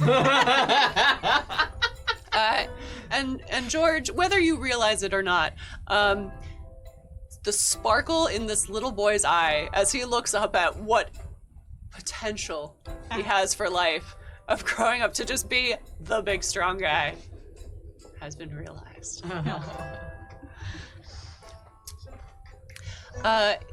You eventually settle in with your bowls of stew, and it is good. While not the most varied of flavors, it is thick, it is hearty, and it is, most importantly, sticking to them ribs. The bread in the can is exactly what it sounds like. It is bread in a can, and you eat it. It's good. It's something. We're gonna get bread in the can for one of the D&D sessions. We'll Is try it the it. kind We with raisins in it? We should finish I like this. the kind We with should raisins finish in this mini campaign with bread in a can. Yeah. Yes, that's the thing now. Do I need to roll? You do need to roll, yes, a d6, please. Can I ask a question, like a mechanical question while she rolls? Please do. So I forget this from last time, and I feel like we can kind of like learn about our artifact by using it, right? Mhm. Okay. Does it matter what way we use it? If you pick it up and you use it in Okay. a way, Okay. doesn't matter what way that is. It could just be holding on to it and thinking about something. Somebody starts wailing his harmonica against the wall. But that That'll is be that is using it, because yes, some of your sentimental items are not things that you would just like casually whip out and start playing or writing in, but others are. So More once that's resolved. Just whip it out. I will say it is a one-time use, What? so you can Okay, fine. choose to keep it, or you can choose to use it later. No, I've used it. All right. It's good to use the ciphers in the system. Yeah. We're supposed to get a lot of them. Like, we just heard that Vincent can make 3. So you have it for now, and its effect will last for a bit. What do I do with the one? I That's its item level. okay. So as we're sitting around, once the bread in a can slurps out of its can, Alma's gonna whip out her Swiss Army knife and just use it to kind of slice it up and is passing slices around. Very nice. Go ahead and roll for me. Hey. D6? D20. Oh, yeah. 9. A 9. It's a useful item. Oh, that's right. I remember the mechanic now. Okay. No, sorry. Sometimes you use things, and sometimes they decide to be super cool, and sometimes you use things and they decide just to, like, you know, they're there. Yeah. Yes. The mechanic has changed a little bit. I was given very useful notes from last time by someone who did not get to use their artifact and was quite disappointed. Who could that be? Weird. Thank you. So you do eventually learn the names of everyone working here, and begin to develop little friendships as you do. And we're going to have a little bit of a side swipe fade to black. We're going to have a week go by, and we're going to discuss our downtime on stream before the next session. So, in the coming week, what are y'all doing? So I know Flo would want to study what maps they do have and kind of see what she can learn from them, if she can decipher any previous notes that came across.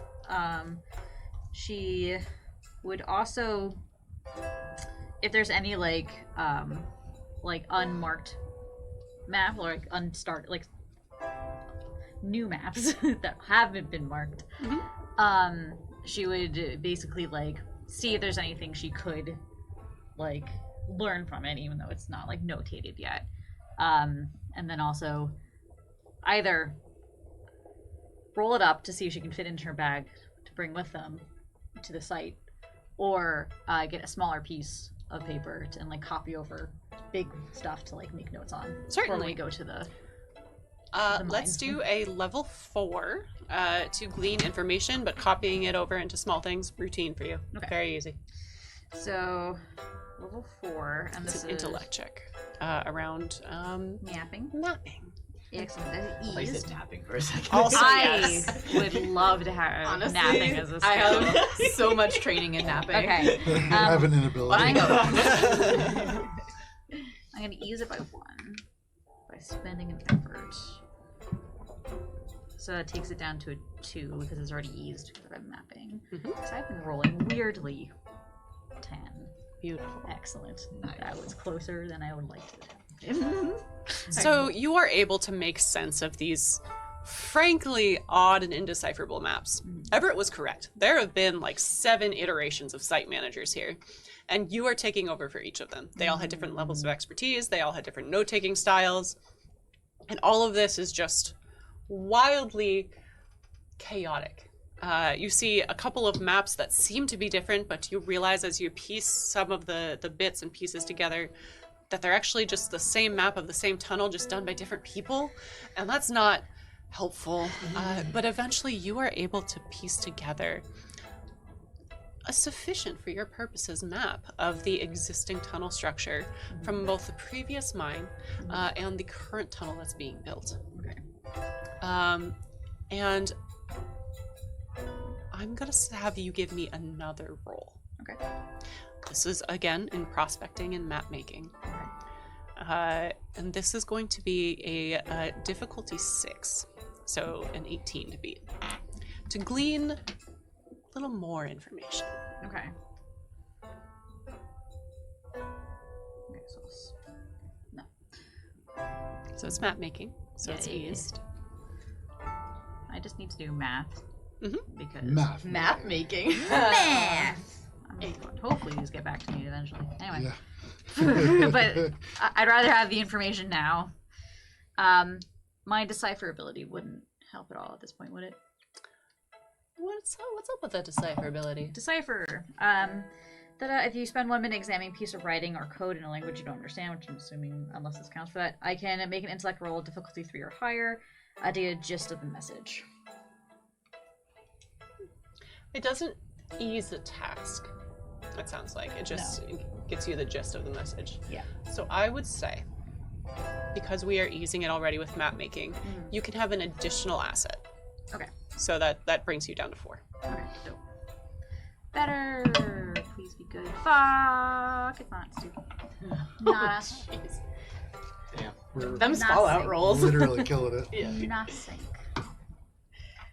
We walk was into an the cabin. information. Oh, Kara's so happy, you know. Flo is just dead on the map.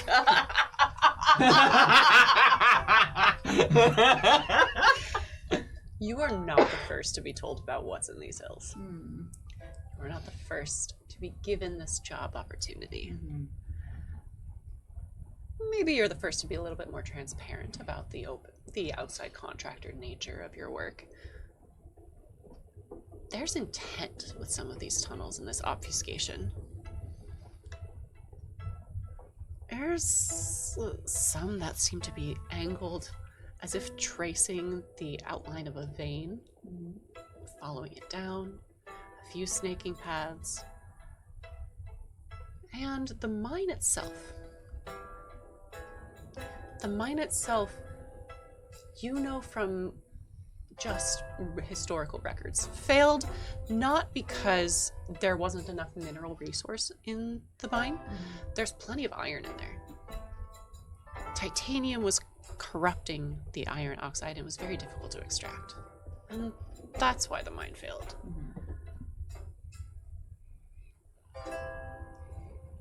But the mine doesn't go in the direction of the veins. What were they mining for in that case? What are the rest of you all doing for the week? Alma. So Alma, knowing that she is not super good at like, you know, a lot of like really brute physical stuff, she's gonna instead work on making herself as useful as possible around the camp and trying to help it become more efficient. So, and she's gonna do this like it's part of her kind of trying to get to know everybody and making sure that she's got good relationships. And so, as she's kind of experiencing the camp, anytime she notices something that she's like, that problem has multiple solutions, she's gonna figure out how to make it a bit more efficient, and then whoever is doing the task, she's going to like show them, and if they are crotchety and want to stick to the old ways, she's gonna fast talk them into at least trying it. And so she's gonna try to kind of become like the camp manager, so that she can be seen as useful before it's time to go and do physical stuff, which she's not super skilled at. Cool. The campager, yeah. I would love an intellect check. And as before, with Vincent looking for crafting materials, roll and see how high you get. 13. All right. You are welcome to add stuff if you would like, but if you'd like to keep it out of 13, that is fine as well. How would I add things? The same way you would to ease a level of difficulty. Oh, okay. You can spend points to go up a level, basically. So I'll use my skill in persuasion and my skill in solving puzzles and problems with multiple solutions. And then maybe I can use the fact that I have this fast talk skill to like be a third thing. Certainly. So what's the total number you rolled? 13? 13. Awesome. So we'll say that you go up 2 levels, which brings you up to a 6, which is fantastic. Hey. So you are able to kind of guide and kind of corral these miners and railroad workers into a little bit more of an efficient workflow. But nicely. And corral doesn't necessarily mean right. you're hurting with teeth. Right. You are able to show them ways of working smarter, not harder. Yes. And different ways of doing things. And if anyone's ever taught or trained, you know that everyone has a different way of connecting with things, and you are able to help people see alternatives. You also, if you so choose, gain a little bit of comfort and familiarity with 2 of the miners, and we can talk about that later. Cool. And you have 2 people who kind of like give you some inside worker knowledge. Does anyone else have an idea of what they're doing? George. Well, in general, over the week, I'm going to go around and just like, George likes to be helpful. So he's going to help people when he sees an opportunity for his strength to be helpful. But more specifically, for the first night, I'm going to try to find Simon. Because I have a project that I need help with. I know what I want to do, but I can't do it. Mm-hmm. So I'm going to find Simon. And Simon, where are you like on the first night? Are you like just around the fire? Yeah, just around the fire. I'm going to come find you and I'm going to say, hey, Simon. Do you think I could just get your attention just somewhere a little bit more private just for a second? Sure. Thanks. And I'm just going to kind of go away from like the main group of where everybody is and bring Simon over there. My hands behind my back. Oh, Grandpa hands. Grandpa hands. So Simon, I just wanted a little help with something. You see, I got something for someone that I think is really important, but it's gotten a little bit dirty on the way over here. And I noticed that when you were working on that engine, I mean, I was walking all around camp just back and forth, but the little time that I did see you working on it, it seemed like you were really good at fixing stuff up. So I was wondering if maybe you could clean these for me. Gladly. And I'm going to take out and pass to you. It's a pair of stud earrings. They're glass cut. They look almost like sapphires. They resemble precious gems, but they're not. They're just glass. And I'm going to pass them over. And my intent is to see if I can get Simon to just like, whatever it was that Simon did, I have no idea. But I would just like Simon to just try to clean these up a little bit and make them nicer. Okay. So, I'd say that's a routine task to just clean some earrings. You've polished things before. You've got a harmonica. What I will say is because artifacts are personal. Joe, I'm going to say that for you, this gives you an asset, and you can go ahead and roll and tell me which number you get. 19. Beautiful. Well, technically, I rolled. Is this the thing where I roll twice and I? No, okay. This 19. is I'll take 19. a That's flat still roll. good. And go ahead and take off that first card Right. and roll a d6 for me. Just flipping it around? Or, Does he put them on? no. Never.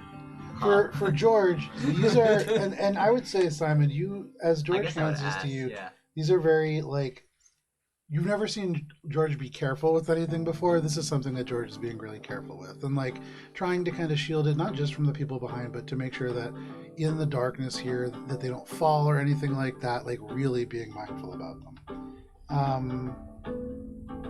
And a d6. That's a 4. Beautiful. Very nice. Okay. So at the end of that, they look a little cleaner. They seem to have almost like a little bit of a warmth to them. And it's almost like they're reflecting more of the light that's coming off this fire. And to you, Simon, I'm going to take them back and I'm going to say, this is real nice, Simon. Where'd you learn how to do all these things anyways? You pick up a few things here and there as you get older. Well, I've been getting older my whole life, but I still can't figure out these kinds of things. I can't make heads or tails of making them, understanding them, or even using them.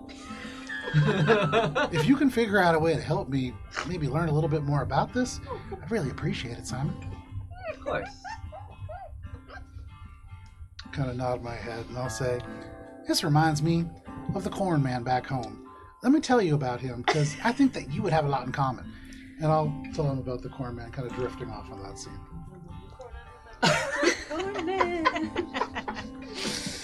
Simon.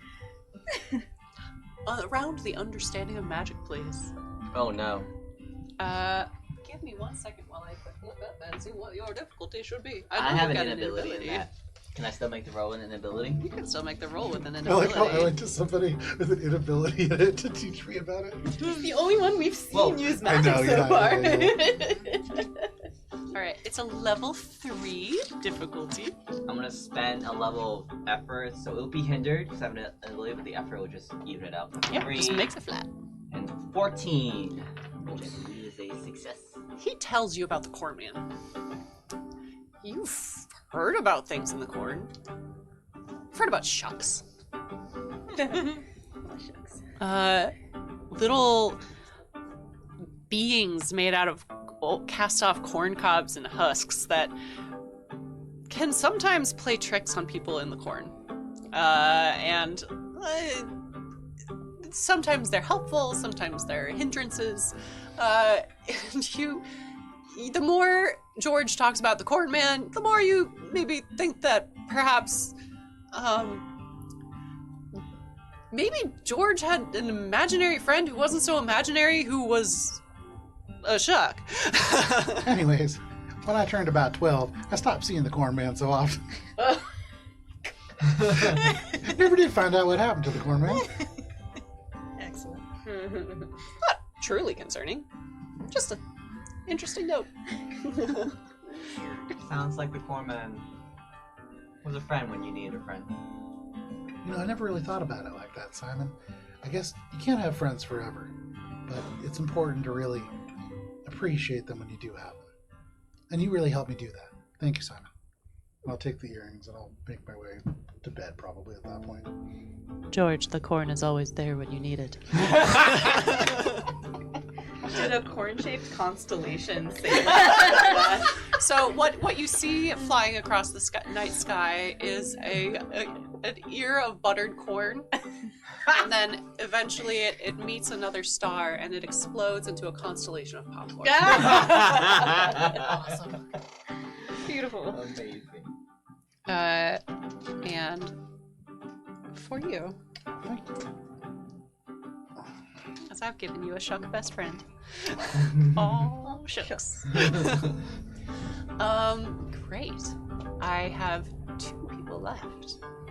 What are y'all doing this week? Simon or Tanny? Kind of similar to George.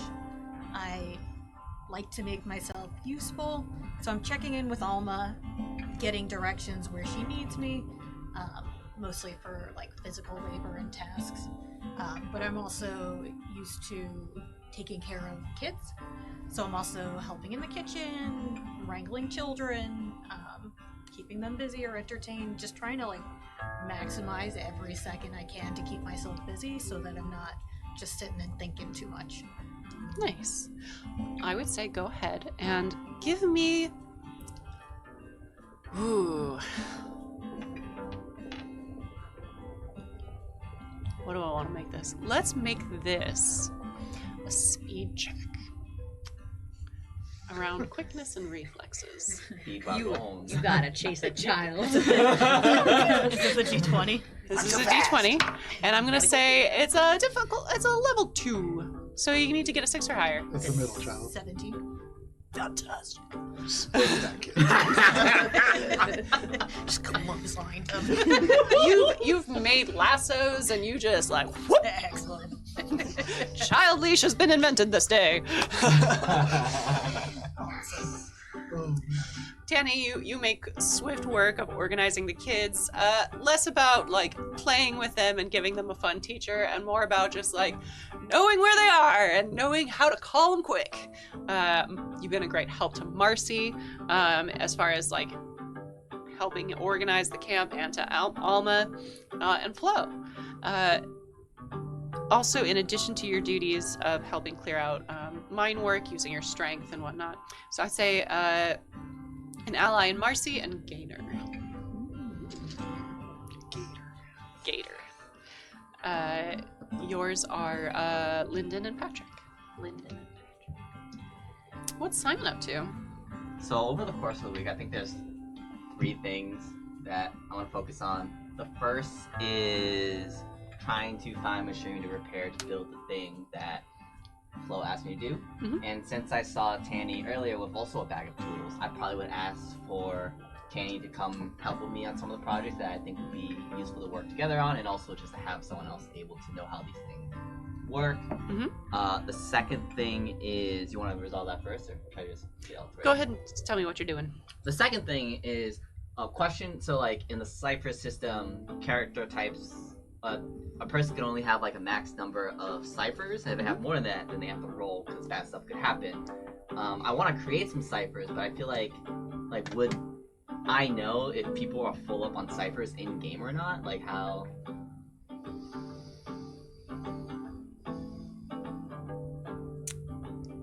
I would say you know that when you get too many magical items and spells worked in one place, bad things can happen.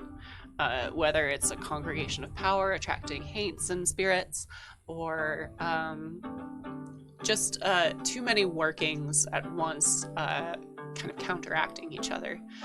I think you would know when people are starting to get full up. And you recognize that while having like the ability to have these things and kind of building up a backstock of things you can pull from, very useful. Maybe waiting for a little bit of a space for the workings to breathe would be helpful. And I will say with that, because I am intruding so unfortunately into one of your main abilities that you've made, I'm gonna give you 2 of those.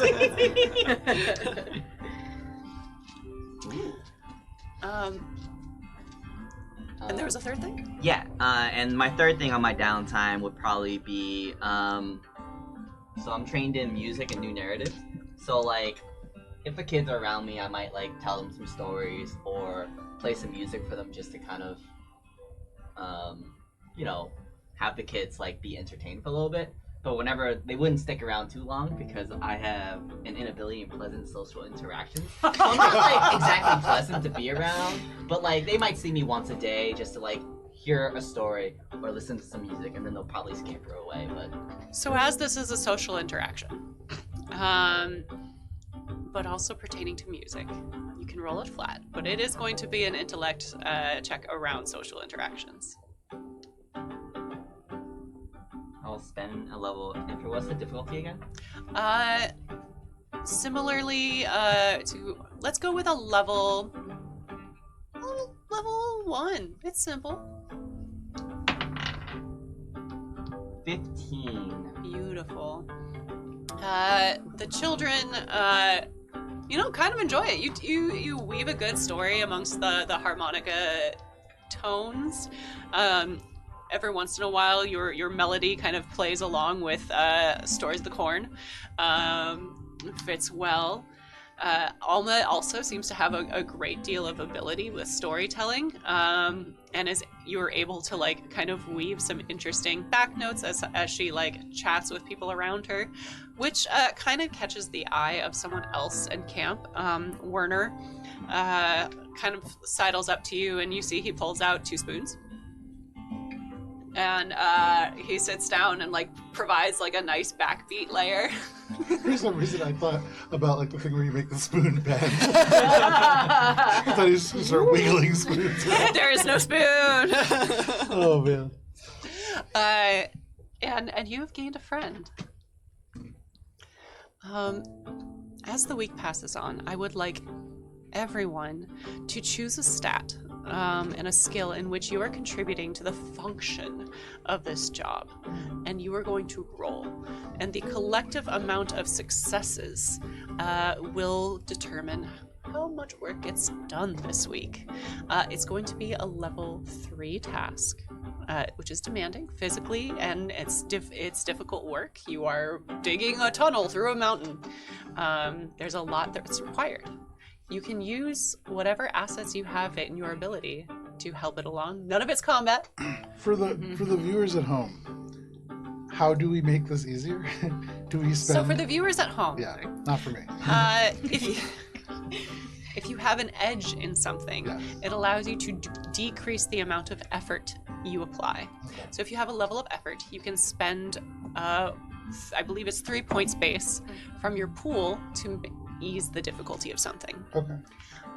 If you had more levels of effort, you could apply more effort to the task to ease it even further. And we start with 1 effort. And you start with 1 effort. Okay. So I'm we gonna can- spend my effort here with And my so edge of 1. what that means is that we're spending 1 effort equals spending 3 Yes. points, but if you have an edge, you can reduce it by that much. So I'm using 1 effort to spend 3 intellect points, but minus 1 edge, so now it's only 2. Correct. Okay. That is exactly what's going on. May I make recovery rolls before doing this? You, of course, may make recovery rolls before doing this. Awesome, because otherwise I have. So I rolled them earlier, and I'm like, I want to know when I can apply these, so I know, so I don't just like fucking faint in the middle. So this the makes week. it 1 easier for me. So this is a difficulty task 2, which means my target number is 6. 6 or high. Using intellect. Do we need to justify the skill that we're using? Narratively, sure, but you already kind of have described the ways in which you're benefiting the camp. So this is just Oh, I like see. This is the roll. this for is the what we just mechanic said. rolls. George is Um, gonna roll an 18 for picking stuff up and putting stuff down. Very nice. Do any of our skills ease this further, or is it just straight the skill spending pool? If you want to use a skill, I would say then you need to justify it. Okay. So Can I? If you're using like the management thing, is that what? Yeah. Yeah. You can apply that. Okay, so it's eased again, and so now it's level 1 for me. So basically, I'm gonna make copies of the maps for everyone, so everyone can like update as they go and like keep track of what they're doing. So I spent a level of effort, and I rolled an 8. Very nice. Was Tanny and I able to like craft and make tools easier for mining? Well, you never rolled that. I apologize. Go ahead and for your task, for that task first, it's going to be a level 5. Okay. So are you helping? Yes, I have running machinery skills. Okay. So then That's that providing would an ease it asset. by 2, and then I have crafting like mechanist, blacksmith, so that would ease it by 1, and then I would spend a level of effort, so it's difficulty 1. Oh yeah. Success 11. Beautiful. Simon is able to craft machinery that will not necessarily explode and place charges, but does provide drills to like crack and make the stone a little bit weaker in very specific points. And with Flo's guidance through the map making process, that is indeed making your work progress faster. So that factors into the group total. I would still require that roll for how you are assisting. Did you roll as well? Level 3? Yes, but I'm a little lost about the calculation piece. Me Gotcha. too. Don't worry. So what stat are you using? Um, Might, speed, or intelligence? I'm guessing I'm gonna use the might speed. Gonna use might? Yeah. So you have an edge in might. So you can spend a level of effort to decrease the difficulty level. So currently the difficulty level is 3. So 3 times 3 is 9, which is the number you need to beat. Okay. You can spend 2 points from your might pool rather than 3 because you have an edge, which will ease it a difficulty level further, meaning that instead of a level 3, it's a level 2. If you have any other skill that could potentially apply to this, you can ease it even further than that. So George had a skill that foolish. Okay. So you can choose to either roll flat and just go for it. It's only a 9. I did get an 11. Fantastic. Okay, You're can not I gonna use spend that? anything. Oh, okay. Hooray. I got a 10. 10. Beautiful. 11, so success. Fantastic. Your first week of work? Swimmingly. There's, every once in a while, someone comes to you with a tool that's missing again and, needs you to make them a new one. You and Marcy kind of try and get the kids to stop taking so many snacks. There's not that many food supplies to go around, and certainly not the workers. They're working. You would have noticed them coming through. So it's got to be the kids taking the snacks. Flo, work is progressing, but your inventory list does not match the supply usage. Something is happening here. Supplies are going missing.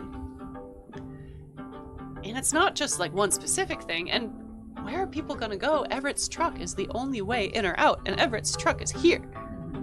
So who no one's running off. Everyone's still accounted for. There's been no accidents. Your team has been helpful.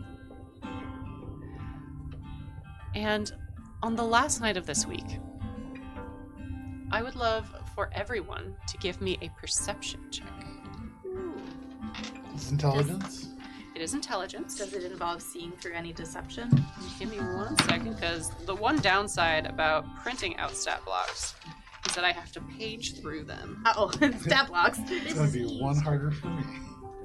So it's a level 5. And it is seeing through illusion and deception. Oh, show me my level 6 check here. Level 5 used by 1 is 4. Let's see. Is there... Would understanding magic come into play here? It would not. How about puzzles? Puzzles. Nope. You are just peeping. I fail. Actually, so Did anyone succeed at a level 5, which is 15 or higher? I did. So I rolled a 19. And for flavor, if you want some flavor, if people are telling me that tools are missing, then I'm going to try to craft something to kind of help, like, use some type of craft magic to try to pinpoint if they're actually being stolen by something, perhaps. I don't know. What do you GPS tracker. do? You have an idea of what you'd like to craft? Are you thinking more of like an alarm to keep you like notified of certain stores, or are you thinking of something that would help you see better or understand things? More like a tracking beacon. So Tracking if something beacon? goes missing, then we'll be able to kind of like point in the direction of it. You're gonna low jack something? Basically, it sounds like that's what he's doing. What's that thing that points to water? Oh, Divining rod. He's got that for like Go magic. Go ahead and with big stick. divining rod with the big railroad stick. Love it. You get a couple of like feathers from like blue jays that you find around. You tie it tight with string. You rub a little bit of like mine dust and dirt in there, and you make a little divining rod. And I would love a crafting check from our resident crafter. Let's crafting. see.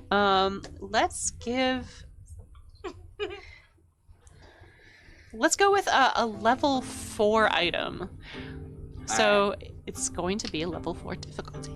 So I am specialized in crafting magic, so that uses by 2, and I'll spend a level of effort. So that difficulty 1, I rolled an 18. Hell yeah. Crafted. And for the 19 earlier, I'm going to count that as a D20 success because we have been rolling like shit today. So that's one for you and one for somebody else. Ooh. Thanks, my love. Aw, look at that! We all Look at have that one. Now we all have one. spousal Yay. love. And you were able to craft this. And I will say, on the last night, you are able to hear, and you feel as like the stick begins to like hum in your hands during your patrols at night. You see something small. And it's kind of pawing through the boxes. And you see a little pickaxe as it begins to like pull one of the boxes open. Tiny pickaxe. Oh no. And it's a full-size pickaxe Oh, okay, with okay. a tiny thing. And you hear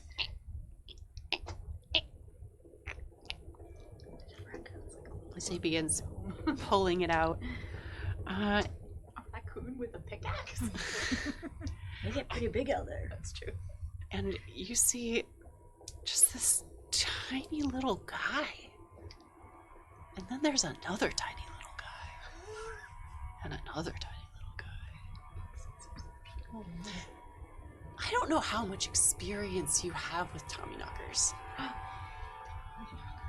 But Tommyknockers are what you see. You've heard the granny, your adoptive granny, talk a little bit about the things that trouble the miners in town, and Tommyknockers were one of them.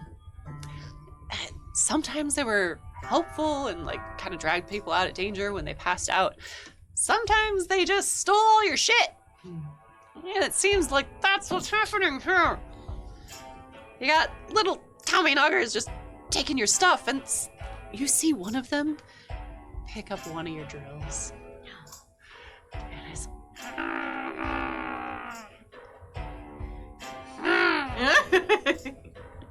And you see he like goes to turn and carry it away and like falls over a little bit. And you see another one kind of pick it up and help him, and they start heading back towards the cave. Cave. The mine cave. Okay. And go ahead and give me... What was your perception check again? 19. And with your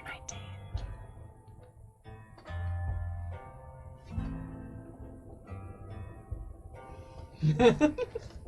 Everyone gets one, because I'm intruding on all y'all.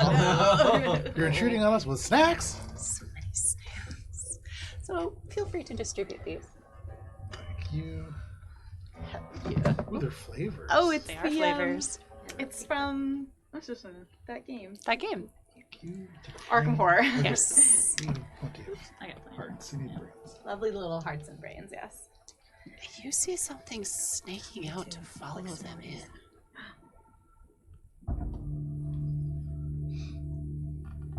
Maybe it's just a trick of the light. Looked like a vine.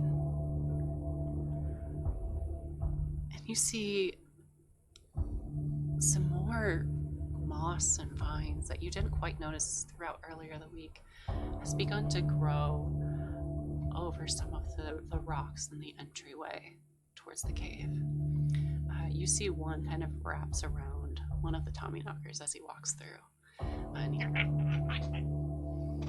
bats it away as they cart off your goods and supplies into the darkness.